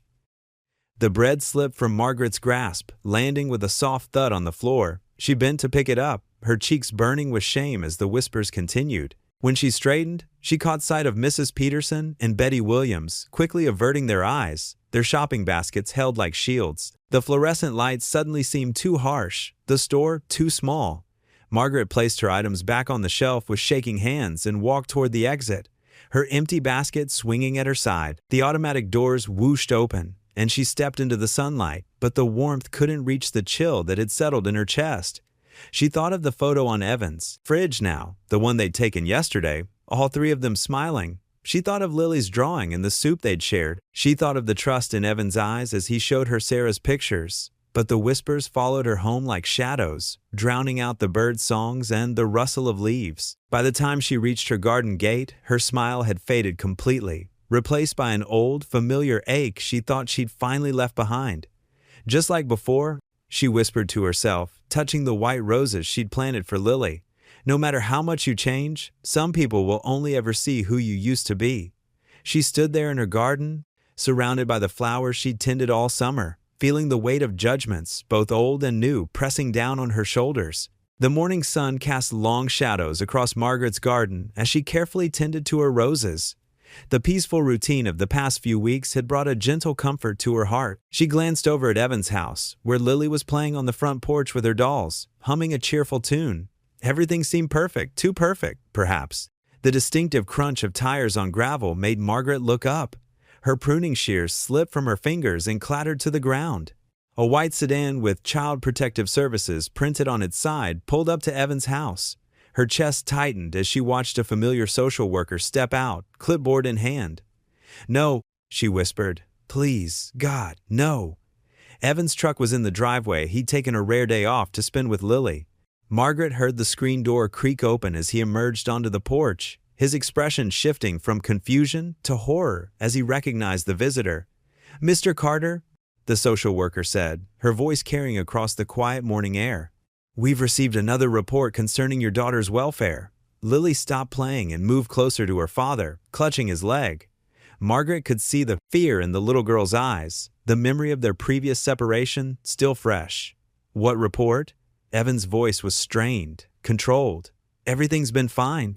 You cleared us." The social worker glanced in Margaret's direction. "We received a concerned call about an elderly woman repeatedly entering your home, possibly suffering from dementia, who might pose a risk to your daughter." Margaret felt the blood drain from her face. The cruel whispers she'd overheard at church, someone had actually called CPS. "That's my mother," Evan said, his words clipped. "She's been helping us." "Your mother?" The social worker flipped through her papers. "The same woman who made the initial report against you?" The question hung in the air like poison. Margaret saw Evan's shoulders stiffen, watched as the carefully constructed bridge between them began to crack. "I need to review the situation." The social worker continued, "Given the complicated history here, we have to ensure proper boundaries are in place." She stepped forward, crossing into Evan's yard. "Please, I can explain." "Don't." Evan's voice cut through the air like ice. "Just don't." The social worker spent the next hour inside with Evan and Lily. Margaret paced her garden, unable to focus, her hands trembling as she tried to pray. When the white sedan finally pulled away, she hurried toward Evan's house. He met her at the door before she could knock. His face was a mask of barely contained fury and fear. "Evan, I swear I didn't." "They're reopening the case," he interrupted. "They're concerned about environmental instability and potentially harmful family dynamics." His laugh was bitter. "Sound familiar?" "It's exactly what they said 32 years ago." "Son, please." Margaret reached for his arm. He jerked away. "Don't call me that. You lost that right when you chose drugs over me. And now?" His voice cracked. "Now you're going to make me lose her too." Thunder. rumbled overhead as storm clouds gathered. The first drops of rain began to fall, but neither of them moved. "I've been trying so hard," Margaret whispered, "to make things right. That's the problem." Evan exploded. "Every time you try to fix things, they get worse. Every time you come near, I lose her."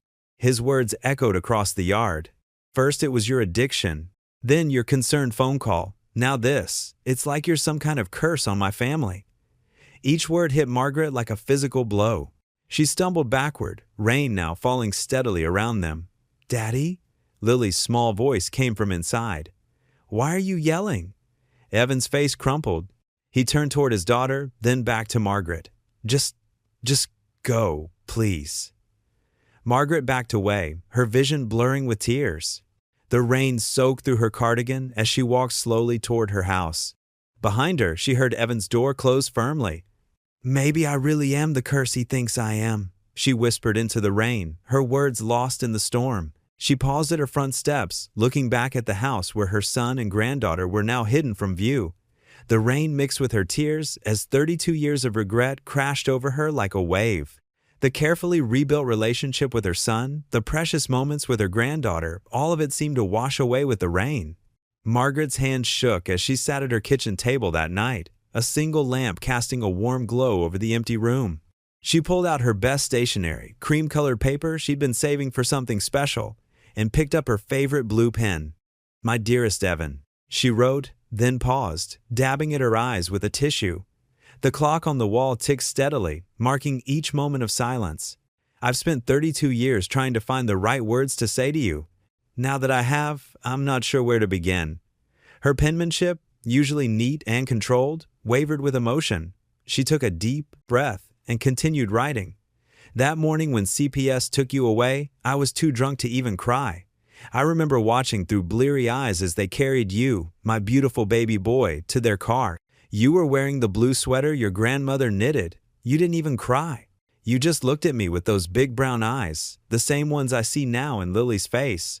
Margaret stopped, her tears splashing onto the paper. She moved to a fresh sheet, determined to keep this letter perfect. "The day you were taken was the day I died inside, but it was also the day I began to live again. I checked myself into rehab the next week. I've been sober for 31 years, 7 months, and 13 days. Every single one of those days, I thought about you. I imagined where you were, who you'd become. I prayed you'd found a family who could give you what I couldn't." The night grew deeper outside her window. A car passed by, its headlights briefly illuminating her living room walls. She thought about the boxes she'd started packing earlier that day, her life being sorted into what would fit in a small assisted living apartment. "When I saw you moving in next door with little Lily, I had no idea who you were. How could I? The last time I held you, you were just learning to walk. But something in my heart recognized you. Maybe that's why I was so quick to judge, so desperate to protect Lily. I was trying to make up for failing you." Her hand cramped, but she pressed on. "I understand now that I was wrong to call CPS without talking to you first. I let my own guilt and fear cloud my judgment. I saw in you all the things I was afraid I'd done to you, but I was wrong. You're an amazing father, Evan. You're everything I wished I could have been as a parent." Margaret stood up to make herself a cup of tea, her joints stiff from sitting so long. As she waited for the kettle to boil, she looked out her kitchen window at Evan's dark house. Somewhere in there, her son was probably lying awake too, worried about losing his daughter again. Back at the table, she continued writing. "I'm moving to Pine Grove Assisted Living next week. I won't burden you or Lily anymore. But before I go, I need you to know something. These past few weeks, getting to know you and Lily have been the greatest gift God has ever given me. Even if you never forgive me, I'll treasure every moment." Her tea grew cold as she wrote page after page, pouring out 3 decades of regret, love, and hope. She wrote about her recovery journey, the endless meetings, the sponsors who became family. She described her years of searching for him through adoption records and private investigators. She shared her joy at discovering his success as a father and her pride in the man he'd become despite her failures. "I keep thinking about that wooden cross I left on your porch," she wrote.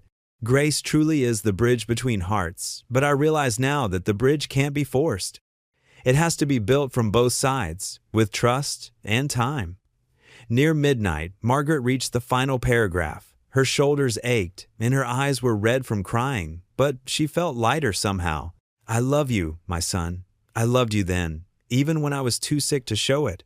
I love you now, even if you never want to see me again. And I'll love you always, until my last breath. I pray that someday you'll find it in your heart to forgive me, not for my sake, but for your own peace. You deserve that peace.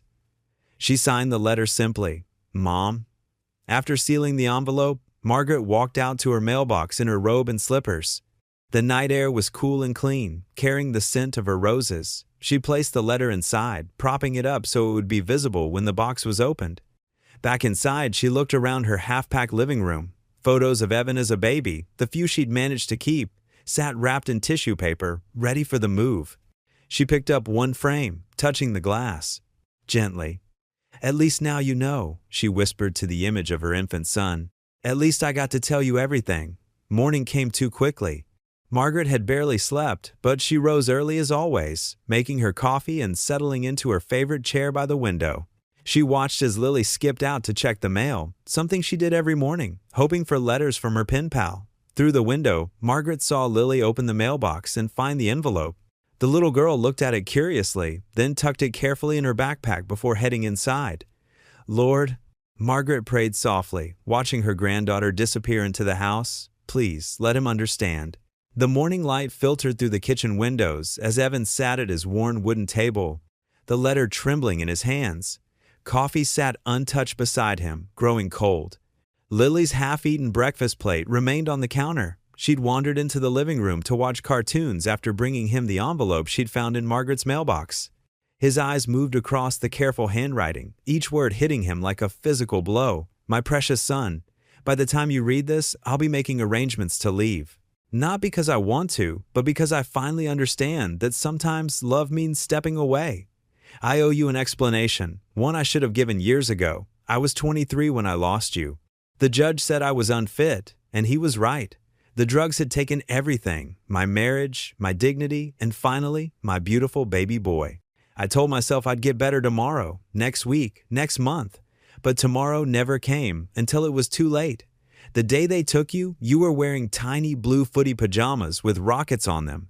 You reached for me crying, and I couldn't hold you. That cry haunted my dreams for 32 years.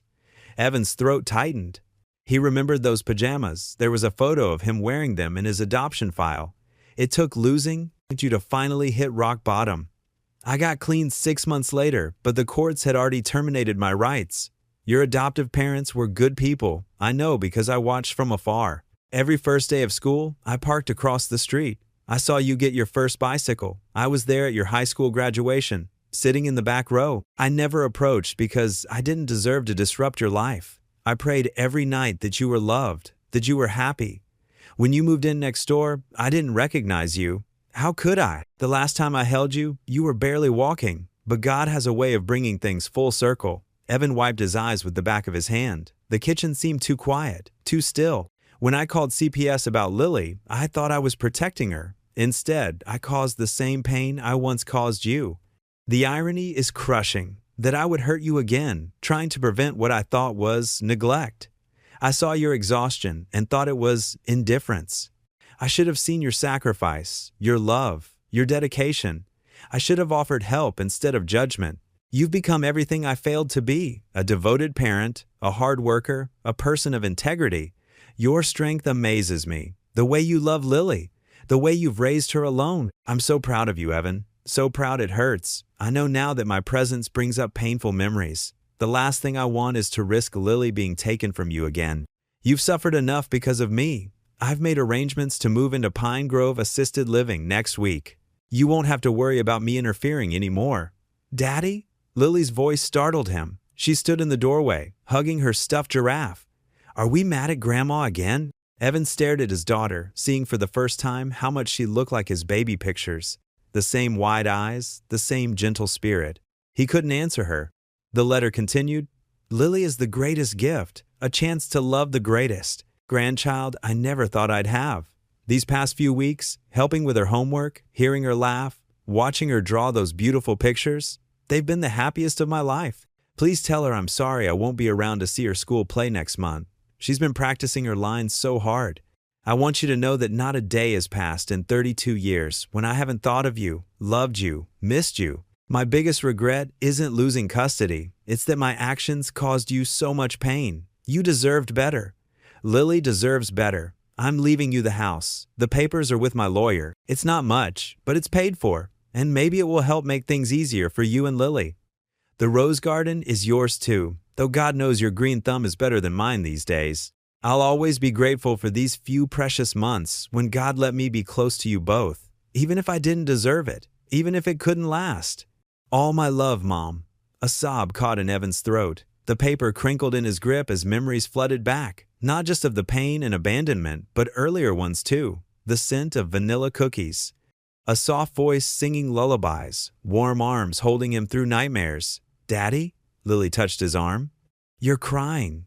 Evan looked at his daughter's concerned face, then back at the letter. The words blurred together as 32 years of hurt and love and anger and longing crashed over him like a wave. He thought of Margaret in her garden, patiently teaching Lily the names of flowers. Margaret rushing to the hospital to give blood without hesitation. Margaret fixing his fence in the rain, leaving groceries on his porch, saying grace over shared meals. His mother trying so hard to make amends. The kitchen clock ticked loudly in the silence. Outside, a car door slammed. Evan jumped to his feet, knocking his chair backward. Stay here, sweetheart, he told Lily, grabbing his coat from the hook by the door.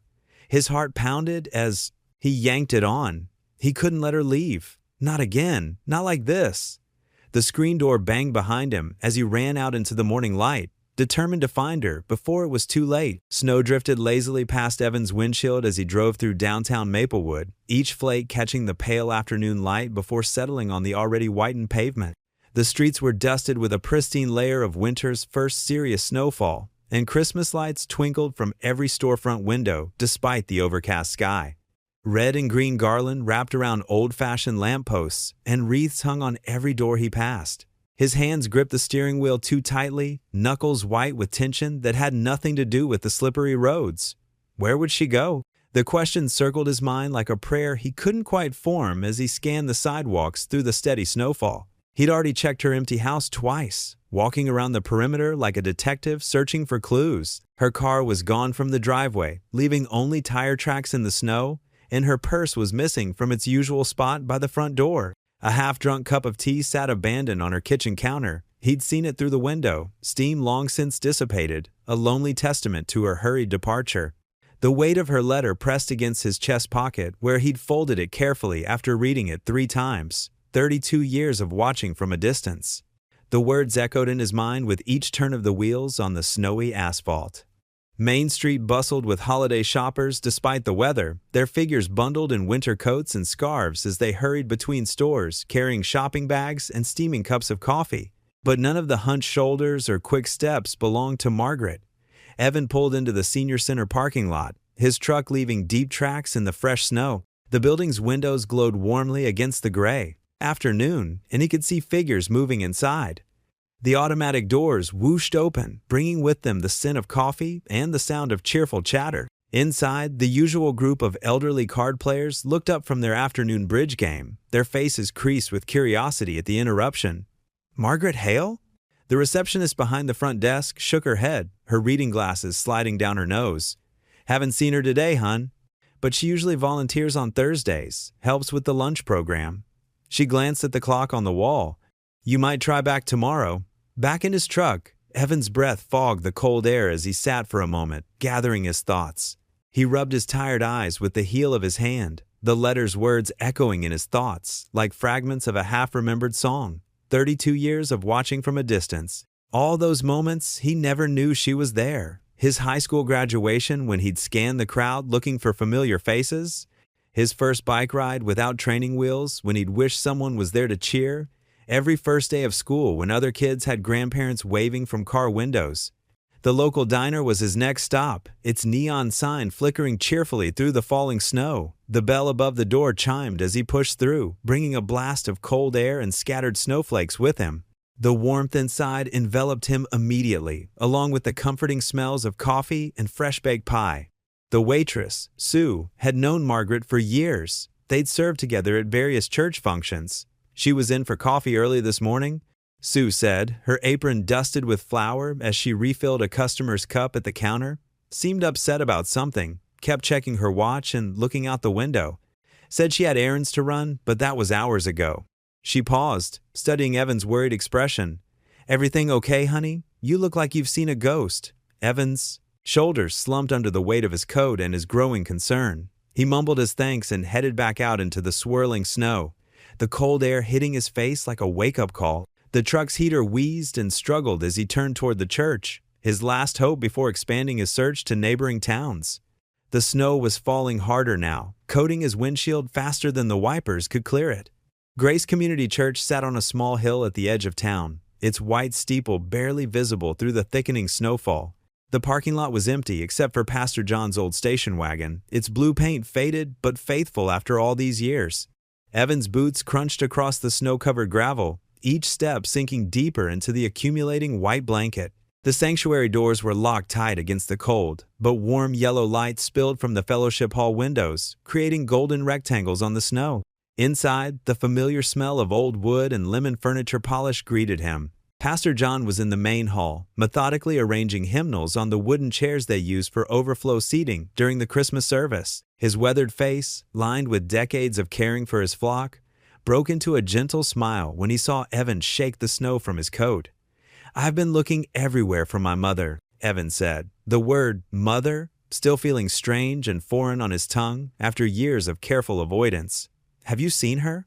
His voice carried the edge of desperation he'd been trying to suppress. The pastor straightened slowly, setting down the hymnal he'd been holding. He studied Evan's anxious expression with the practiced eye of someone who'd counseled hundreds of troubled souls. "She's here," he said finally, his voice gentle but weighted with understanding. "Has been most of the morning, getting the Christmas decorations ready for Sunday service. Working like she's trying to finish every task in the building." Pastor John paused, choosing his next words carefully as snow continued to tap against the windows. "She mentioned she's planning to move. Said something about it being time to let you and Lily have your peace." "I know." Evan swallowed hard, his throat tight with emotion he'd been holding back all afternoon. "I found her letter. I need to talk to her. She's hurting pretty badly, son. Thinks she's protecting you by leaving, that her presence in your life brings nothing but pain." The older man's eyes held the wisdom of someone who'd seen families torn apart and slowly stitched back together. Sometimes we convince ourselves that love means letting go, even when what's really needed is the courage to hold on. "I know that too." Evan's voice cracked like thin ice under pressure. "I've been so angry for so long. I couldn't see past it. Couldn't see how much she's changed, how hard she's trying to make things right. I was so busy protecting myself from the hurt that I couldn't see the hurt I was causing." Pastor John placed a gentle, weathered hand on Evan's shoulder, the gesture carrying the weight of paternal comfort. "The hardest walls to break down are the ones we build ourselves, brick by brick, year by year. But love has a way of finding the cracks we didn't know were there." He nodded toward the hallway that led to the back rooms. "She's in the storage room, sorting Christmas ornaments. Been at it for hours, like she's trying to organize her whole life one decoration at a time." Evan nodded gratefully, his chest tight with anticipation and fear. He hurried down the hallway, his footsteps echoing on the old wooden floors that had witnessed countless confessions, reconciliations, and moments of grace. Christmas music drifted faintly from somewhere ahead. Silent Night played on the church's ancient upright piano, the melody slightly out of tune but achingly beautiful in its imperfection. The storage room door was propped open with a cardboard box, overflowing with silver tinsel that caught the overhead light like captured starlight. Evan paused just outside, catching his breath and trying to calm his racing heart. Through the doorway, he could see stacks of decoration boxes labeled in Margaret's careful handwriting. Angels, nativity, tree ornaments, fragile. The old wooden ladder they used to hang the sanctuary garlands leaned against the far wall, and he could hear the soft rustle of tissue paper as she worked. Snow continued to melt from his coat, the droplets hitting the floor with tiny, rhythmic sounds that seemed to count down the seconds until he'd have to find the words for everything he needed to say. His heart hammered in his chest like it had when he was 7 years old and had to recite his first Bible verse in front of the whole congregation. He thought of Lily asking just that morning if they were mad at Grandma again, her small face creased with the kind of worry no child should have to carry.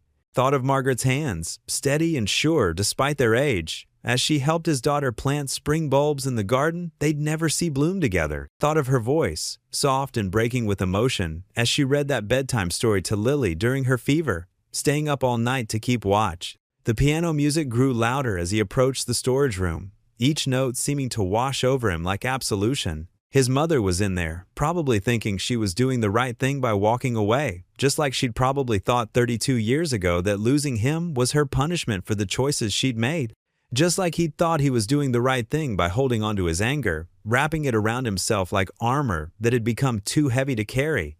Evan reached the doorway, his hand resting on the old wooden frame that had been painted and repainted dozens of times over the decades. The moments stretched out like the long shadows the afternoon light cast across the floor. 32 years of pain and love and missed chances, all leading to this snowy December afternoon when the walls he'd built might finally come down. He could hear her humming softly along with the distant piano, the same lullaby she used to sing to him when he was small and afraid of thunderstorms. The memory hit him like a physical blow, so vivid he could almost feel her hands smoothing his hair back from his forehead. Evan took a deep breath that seemed to fill not just his lungs, but his entire soul, and pushed the door open wider. The stained glass windows cast pools of colored light across the empty church pews. Margaret's hands trembled slightly as she arranged another red candle in its brass holder, her movements careful and deliberate. The familiar scent of beeswax and pine needles filled the air, reminders of countless Christmas services past when she'd sat alone praying for the son she'd lost. She paused to wipe her eyes with the back of her hand. The church was so quiet she could hear the soft tick of the ancient wall clock, marking time like a steady heartbeat. Outside, snow continued to fall, muffling the world in white silence. Her fingers traced the worn edge of the altar cloth, the same one she'd helped embroider years ago, back when she was newly sober and desperate to prove she could create beautiful things instead of just destroying them. The memories felt heavier today, knowing she would soon leave this place that had become her sanctuary. The creak of the heavy wooden door barely registered at first. Margaret continued her work, assuming it was Pastor John coming to check on the Christmas Eve preparations. The soft footsteps drew closer, hesitant but purposeful. "I got your letter." The voice, his voice, made her freeze. The candle in her hand wobbled precariously as she turned around. Evan stood in the aisle, snow melting on his coat shoulders.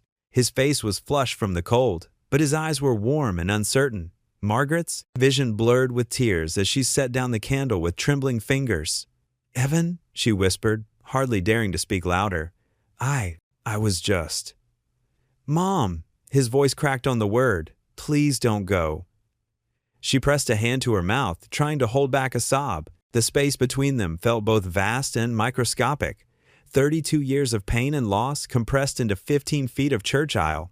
"I have to," she managed. "I keep causing trouble, making things worse for you and Lily. I never meant to, but stop."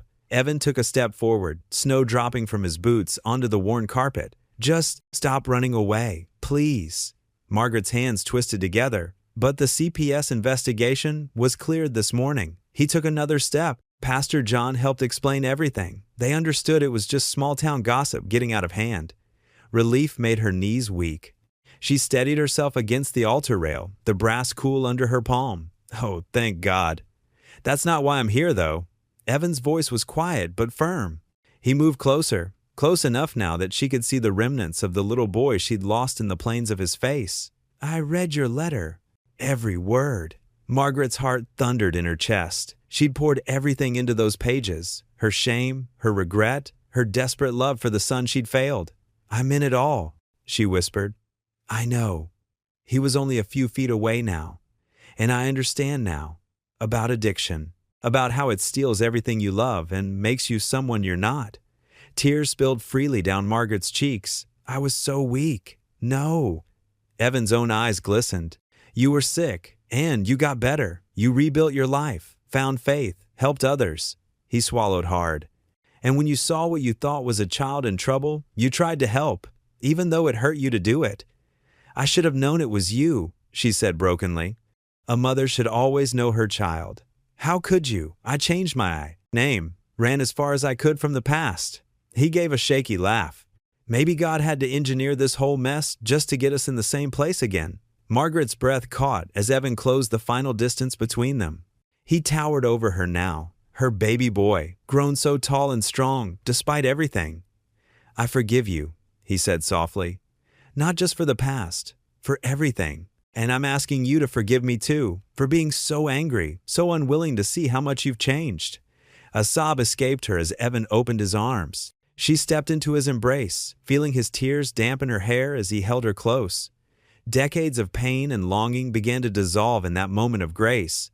From somewhere above in the choir loft, voices began to rise in gentle harmony. "Silent night, holy night, all is calm, all is bright." They stood there, mother and son reunited, as the sacred melody filled the church. Through the stained glass windows, the late afternoon sun caught the falling snow, turning it to diamond dust. Margaret closed her eyes, her heart so full it felt like it might burst. "Round yon Virgin, mother and child," the choir continued softly. "Holy infant, so tender and mild."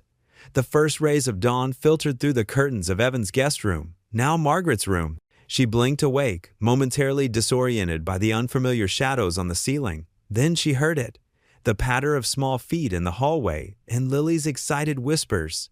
"Daddy, can we wake Grandma? Please?" "Let her sleep a little longer, sweetheart," Evan's gentle voice replied. "It's still early." Margaret's heart swelled at being called Grandma. She sat up slowly, smoothing the quilted bedspread, the same one she'd had when Evan was small. She'd brought it over yesterday when they'd helped move her essential belongings from her house next door. "I'm awake," she called out softly, and the door creaked open. Lily bounded in, already dressed in Christmas pajamas decorated with dancing reindeer. "Merry Christmas, Grandma!" Lily jumped onto the bed, her brown curls bouncing.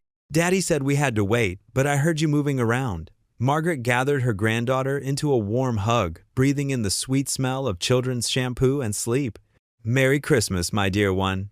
Evan appeared in the doorway, looking softer than usual in his worn flannel pajamas. "Sorry, Mom." She's been up since 5, watching the clock. "Mom," the words still felt new and precious between them. Margaret's eyes misted as she smiled at her son. "Don't apologize. This is perfect." She slipped on her robe and shuffled into the kitchen, where morning light spilled across the counter. The house seemed different today, warmer somehow, despite the frost patterns on the windows. Lily danced around the Christmas tree in the living room, while Margaret pulled out mixing bowls and ingredients. "Who wants Christmas pancakes?" she asked, measuring flour into a bowl. "Me." Lily raised both hands high. "Can they be snowman-shaped?" "Of course." Margaret reached for the milk. "That's how I used to make them for your daddy when he was little." Evan, who'd been starting the coffee maker, paused. I remember those," he said softly. "You'd use chocolate chips for the eyes and buttons." Margaret nodded, her throat tight with emotion. "And sometimes raisins for the mouth." "Can I help?" Lily asked, climbing onto a kitchen stool. Together, they mixed the batter while Evan set the table, the kitchen filled with warm vanilla scents and coffee aromas. Margaret showed Lily how to carefully pour the batter to make 3 connecting circles for each snowman. Soon, golden pancakes piled high on a serving plate, their chocolate chip faces seeming to smile at the reunited family. "These are the best pancakes ever," Lily declared between bites, syrup dripping down her chin. After breakfast, they gathered around the Christmas tree. Wrapping paper rustled as Lily dove into her presents. With enthusiasm, Margaret sat in the old armchair, watching her granddaughter's joy with quiet contentment. Each exclamation of delight felt like a gift itself. "This one's for you, Mom," Evan said suddenly, holding out a carefully wrapped package. Margaret's hands trembled slightly as she opened it. Inside was a wooden picture frame, handmade with careful detail that spoke of hours in Evan's workshop. The wood was smooth and warm, with delicate carved roses in each corner. "The roses," she whispered, "like in my garden. I remembered how much you loved them," Evan said, his voice rough with emotion. "How you used to tell me each color had a different meaning. Yellow for friendship," Margaret recalled. "Pink for gratitude. Red for love." They finished together. Lily bounced over with her new art supplies. "Can we take a picture now? For the frame?" "Of course, sweetheart." Margaret wiped her eyes. "Let me just fix my hair a bit." "Your hair is perfect," Evan said firmly. "You're perfect, Mom, just as you are." They gathered by the tree, Lily between them, faces glowing in the morning light. Evan set up his phone camera on a timer, and they smiled together. 3 generations, bridging years of pain with new love. After the photo was printed and placed in the frame, Evan hung it carefully on the living room wall. They stood back to admire it, Lily holding both their hands. "You've brought warmth back to this house," Evan said quietly to Margaret. "I didn't realize how much we needed it until now." Margaret looked at the photo, at their genuine smiles, at the way Lily leaned into both of them, at the subtle softening around Evan's eyes that spoke of healing. Here in this house that held both painful memories and new joy, she felt a peace settle over her that she hadn't known in decades. "The warmth was always here," she said, squeezing both their hands. "It just needed all of us together to bring it out." The January wind whistled through the church parking lot as Margaret and Evan unloaded boxes from his pickup truck. Steam rose from their breath in the crisp morning air. The church's annual winter charity drive had drawn dozens of volunteers, all bundled in coats and scarves, forming a line to carry donations inside. Margaret paused to adjust her wool hat, watching Evan stack boxes with the same precise care he used in his carpentry work. Her heart swelled with quiet joy at how natural it felt now, working beside her son. 3 months ago, she wouldn't have dared to dream of such a moment. "Need any help with those?" Pastor John approached, his kind eyes crinkling at the corners as he smiled at them. "We've got it," Evan replied, then added with a slight grin, "though Mom probably shouldn't lift the heavy ones." The word Mom still made Margaret's breath catch every time she heard it. Each instance felt like a small miracle. Inside the church gymnasium, tables lined the walls, piled with donated clothes, food, and household items. Volunteers sorted through the contributions while families in need browsed quietly. Margaret recognized many faces from the community, some who had witnessed their family's painful journey over the past year. As they organized a table of winter coats, Sarah Mitchell, a young single mother Margaret knew from her prayer group, approached hesitantly. "Mrs. Hale, I've been meaning to talk to you both." She wrung her hands nervously. "Your story, what happened with you and Evan, it gave me courage to reach out to my own mother. We hadn't spoken in 5 years. Margaret exchanged a look with Evan, who nodded encouragingly. "Sometimes the hardest steps are the most important ones," Margaret said softly. "Would you?" Sarah glanced between them. "Would you mind sharing how you did it? How you found your way back to each other? There are others here who might need to hear it too." Pastor John, who had been helping nearby, stepped forward. "That's not a bad idea. Many hearts here could use some hope today." Evan's shoulders tensed slightly. He was still private by nature, but after a moment, he pulled up 2 folding chairs. "Maybe we could take a short break?" he suggested, his voice gentle. Soon, a small crowd gathered around them.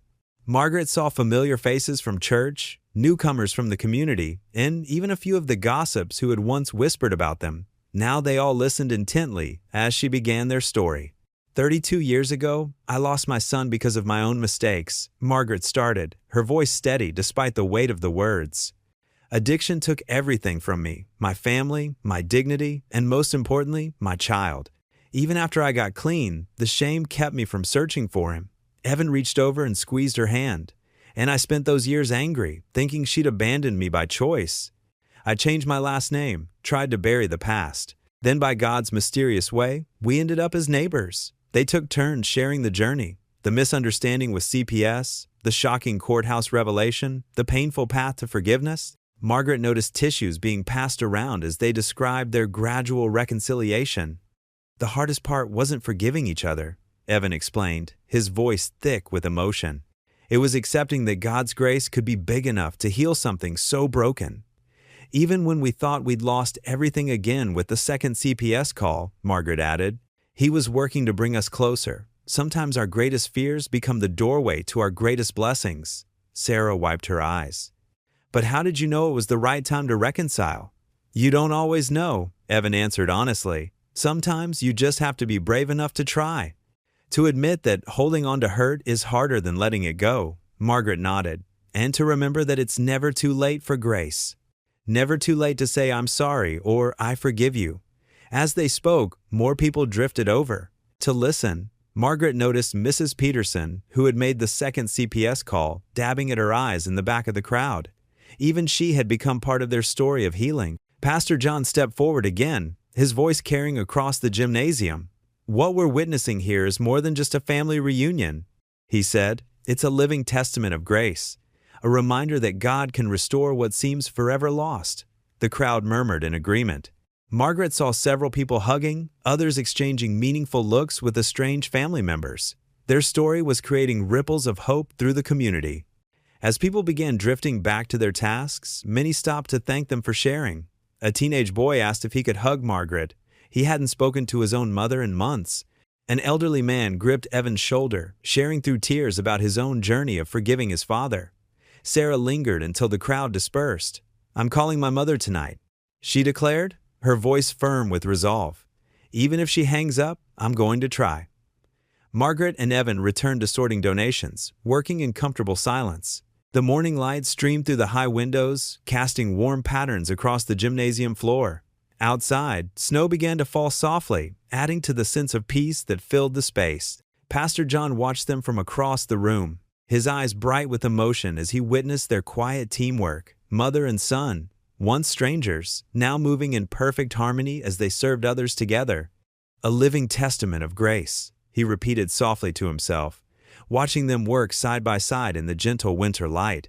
Sunlight streamed through the windows of Maplewood Elementary's gymnasium, casting warm squares of light across the polished floor. The familiar scent of floor wax and spring air drifted through the open doors as parents, grandparents, and siblings filed in, clutching programs and searching for seats on the metal folding chairs. Margaret sat between Evan and Pastor John in the third row, her hands fidgeting with the small bouquet of flowers she'd brought for Lily. The roses, picked fresh from her garden that morning, were tied with a yellow ribbon, Lily's favorite color. "You okay, Mom?" Evan whispered, noticing her trembling hands.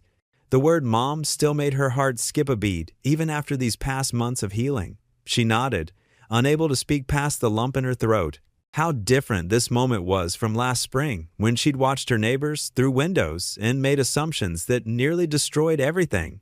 The gymnasium buzzed with excited chatter. Construction paper decorations hung from the walls, cut-out hearts and houses, stick-figure families holding hands. A banner stretched across the stage proclaimed "Our Family Stories" in wobbly children's handwriting. Mrs. Peterson, Lily's teacher, stepped onto the stage and tapped the microphone. "Good afternoon, everyone. Welcome to our second grade class presentation on what makes a family." The crowd settled into attentive silence. One by one, children took the stage. Some read poems, others showed drawings. A little boy played "You Are My Sunshine" on his recorder while his baby sister crawled across the stage, making everyone laugh. Margaret's heart pounded as she waited for Lily's turn. Evan reached over and patted her knee, a gesture so natural now it brought tears to her eyes. Pastor John smiled knowingly from her other side. "Next up, Mrs. Peterson announced. "We have Lily Carter." Lily stepped onto the stage in her best blue dress, her dark hair pulled back with matching ribbons. She carried a large piece of poster board, but Margaret couldn't quite make out what was on it. "My family's story is different," Lily began, her clear voice carrying across the gym. "Some kids have a mom and dad. Some have two moms or two dads. Some live with their grandparents." She paused, looking directly at Margaret. "I have my daddy, who works really hard and makes the best grilled cheese sandwiches." A gentle ripple of laughter moved through the audience. Evan ducked his head, smiling. "And I have my grandma Margaret. She's my second hero." Lily turned her poster around, revealing a carefully drawn picture of three people holding hands in front of a house. One tall figure, one small, and one with silver hair. Above them, written in rainbow colors, were the words, "Love fixes everything." Margaret pressed her hand to her mouth, tears spilling down her cheeks. The memory of that first drawing Lily had shown her, the one of three people that had made her cry by the fence, flooded back. But now, instead of pain, it filled her with joy. "Grandma Margaret teaches me about flowers and bakes cookies with me," Lily continued. "But the most important thing she taught me is that sometimes people make mistakes, and that's okay, because love is bigger than mistakes." The simple wisdom of a child's words struck Margaret's heart. She felt Evan's hand slip into hers, squeezing gently. "My daddy says God gives us second chances," Lily said, beaming at them both. "And sometimes he gives us second chances at having a family too. That's what happened to us. We got bigger and better because we learned how to forgive." The audience sat in rapt attention, many wiping away tears of their own. Margaret could see Mrs. Peterson dabbing at her eyes with a tissue. "So this is my family," Lily concluded, pointing to her drawing. "It's not perfect, but it's full of love. And that's what makes it just right. She gave a small curtsy, and the gymnasium erupted in applause. As Lily bounced off the stage, Margaret felt overwhelmed by a wave of gratitude so intense it took her breath away. She thought of all the nights she'd spent alone, drowning in regret, believing she'd lost her chance at family forever. She remembered the bitterness that had driven her to make that call to CPS, and how God had used even that terrible mistake to bring healing. The rest of the presentations passed in a blur. Margaret sat there, aware of Evan's strong hand holding hers, of Pastor John's supportive presence, of the blessing of being here to witness her granddaughter's moment. She thought of the scripture verse she'd read that morning, "He makes all things new."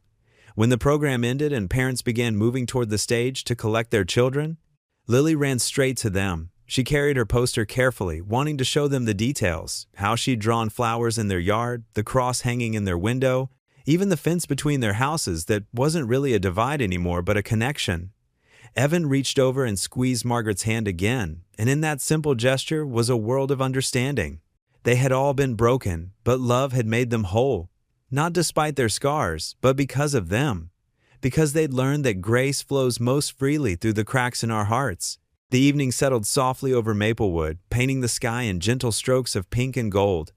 Margaret sat in her favorite rocking chair on the front porch, its familiar creak keeping time with her gentle movements. The warm spring air carried the sweet scent of blooming jasmine from her garden, now tended with love instead of lonely obligation. In the yard, Lily danced and twirled, her small hands reaching out to catch the fireflies that blinked like tiny stars around her. Her giggles floated up to the porch, pure and bright, making Margaret's heart swell with gratitude. "Grandma, look!" Lily called out, cupping her hands together. "I caught one." She rushed up to the porch, carefully opening her fingers to reveal the gentle glow within. The firefly pulsed with light, then took flight, drawing a delighted gasp from the little girl. "Beautiful," Margaret said softly, reaching out to smooth Lily's wind-tousled hair. "Just like you, sweetheart." From inside the house came the sounds of Evan washing dishes, the routine domestic noise, a comfort Margaret had never expected to know again. The screen door creaked, and he stepped out, drying his hands on a dish towel. 10 more minutes, Lilybug," he called. "Then it's bath time." "Okay, Daddy." Lily bounded back down the steps, returning to her firefly chase. Evan leaned against the porch railing, sharing a warm look with his mother. The tension that had once stretched between them like a wall had melted away, replaced by something stronger: understanding, forgiveness, love. Margaret's fingers traced the worn wooden arms of her rocking chair, remembering all the nights she'd sat here alone, watching life pass by through a veil of regret. Now, those same evening hours were filled with family, with purpose, with healing. Her thoughts drifted back to that first day she'd seen Evan moving in next door. How quick she'd been to judge, to assume the worst, to think she knew better. Pride had blinded her, fear had guided her, and she'd nearly destroyed everything all over again. But God had other plans. The memory of that courthouse revelation still took her breath away. The moment she'd realized the man she'd wrongly accused was her own son, the child she'd lost to her addiction so many years ago. It seemed impossible that such pain could lead to such grace, that such a terrible mistake could open the door to redemption. Through the yard, fireflies continued their dance, reminding Margaret of tears, not the bitter ones she'd shed in darkness, but the healing ones that had fallen during reconciliation. Each small light was like a prayer answered, a moment of grace given form. "You're quiet tonight, Mom," Evan said, using the word that still felt like a miracle every time she heard it. "Just thinking," she replied, smiling up at him, "about how the Lord works in ways we can't imagine." He nodded, understanding in his eyes. They talked about it often during their late-night conversations. How the very system that had separated them had brought them back together. How her mistake had led to healing deeper than either could have dreamed possible. Lily's voice rang out again. "Daddy, Grandma, look at all of them." She spun in circles, arms outstretched, surrounded by fireflies that seemed to dance with her joy. The sight brought tears to Margaret's eyes, happy tears, grateful tears. She remembered the day she'd written that goodbye letter, believing she needed to remove herself from their lives. How close she'd come to running away again, thinking she was protecting them. But God had known better. Through Lily's innocent hands delivering that letter, through Evan's forgiveness, through countless small moments of grace, A new story had been written. The evening light was fading now, the fireflies glowing brighter in the growing dusk. Lily's yawns were becoming more frequent, her dance slowing. Soon she'd be tucked into bed, after prayers and stories and kisses goodnight, the simple rituals that had once seemed forever lost to Margaret. "Time to come in, sweetheart," Evan called, and Lily trudged up the steps, tired but happy. She paused to kiss Margaret's cheek. "Good night, Grandma. I love you." "I love you too, precious girl," Margaret whispered, her heart full. As Evan led Lily inside, Margaret remained in her rocker, watching the last colors fade from the sky. The fireflies continued their gentle display, like stars brought down to earth, reminding her of all the light that could shine through darkness. She thought about the journey, from addiction to recovery, from loss to redemption, from judgment to grace. How many times she'd thought her story was over, only to find it was just beginning again. How many times she'd felt broken, only to discover that breaking was sometimes the path to becoming whole. The truth settled over her like a warm blanket, bringing peace she'd never known before. Looking out over the yard where fireflies still danced, Margaret whispered softly into the evening air. "Sometimes God breaks us in the same place twice, not to punish us, but to make sure the healing reaches all the way through." What would you do if you were in their place? Comment your answer below and let's see how you'd rewrite the ending. If you enjoyed the story of Evan Carter, I handpicked the next story that you will enjoy. Please don't miss this one. Click here to watch it.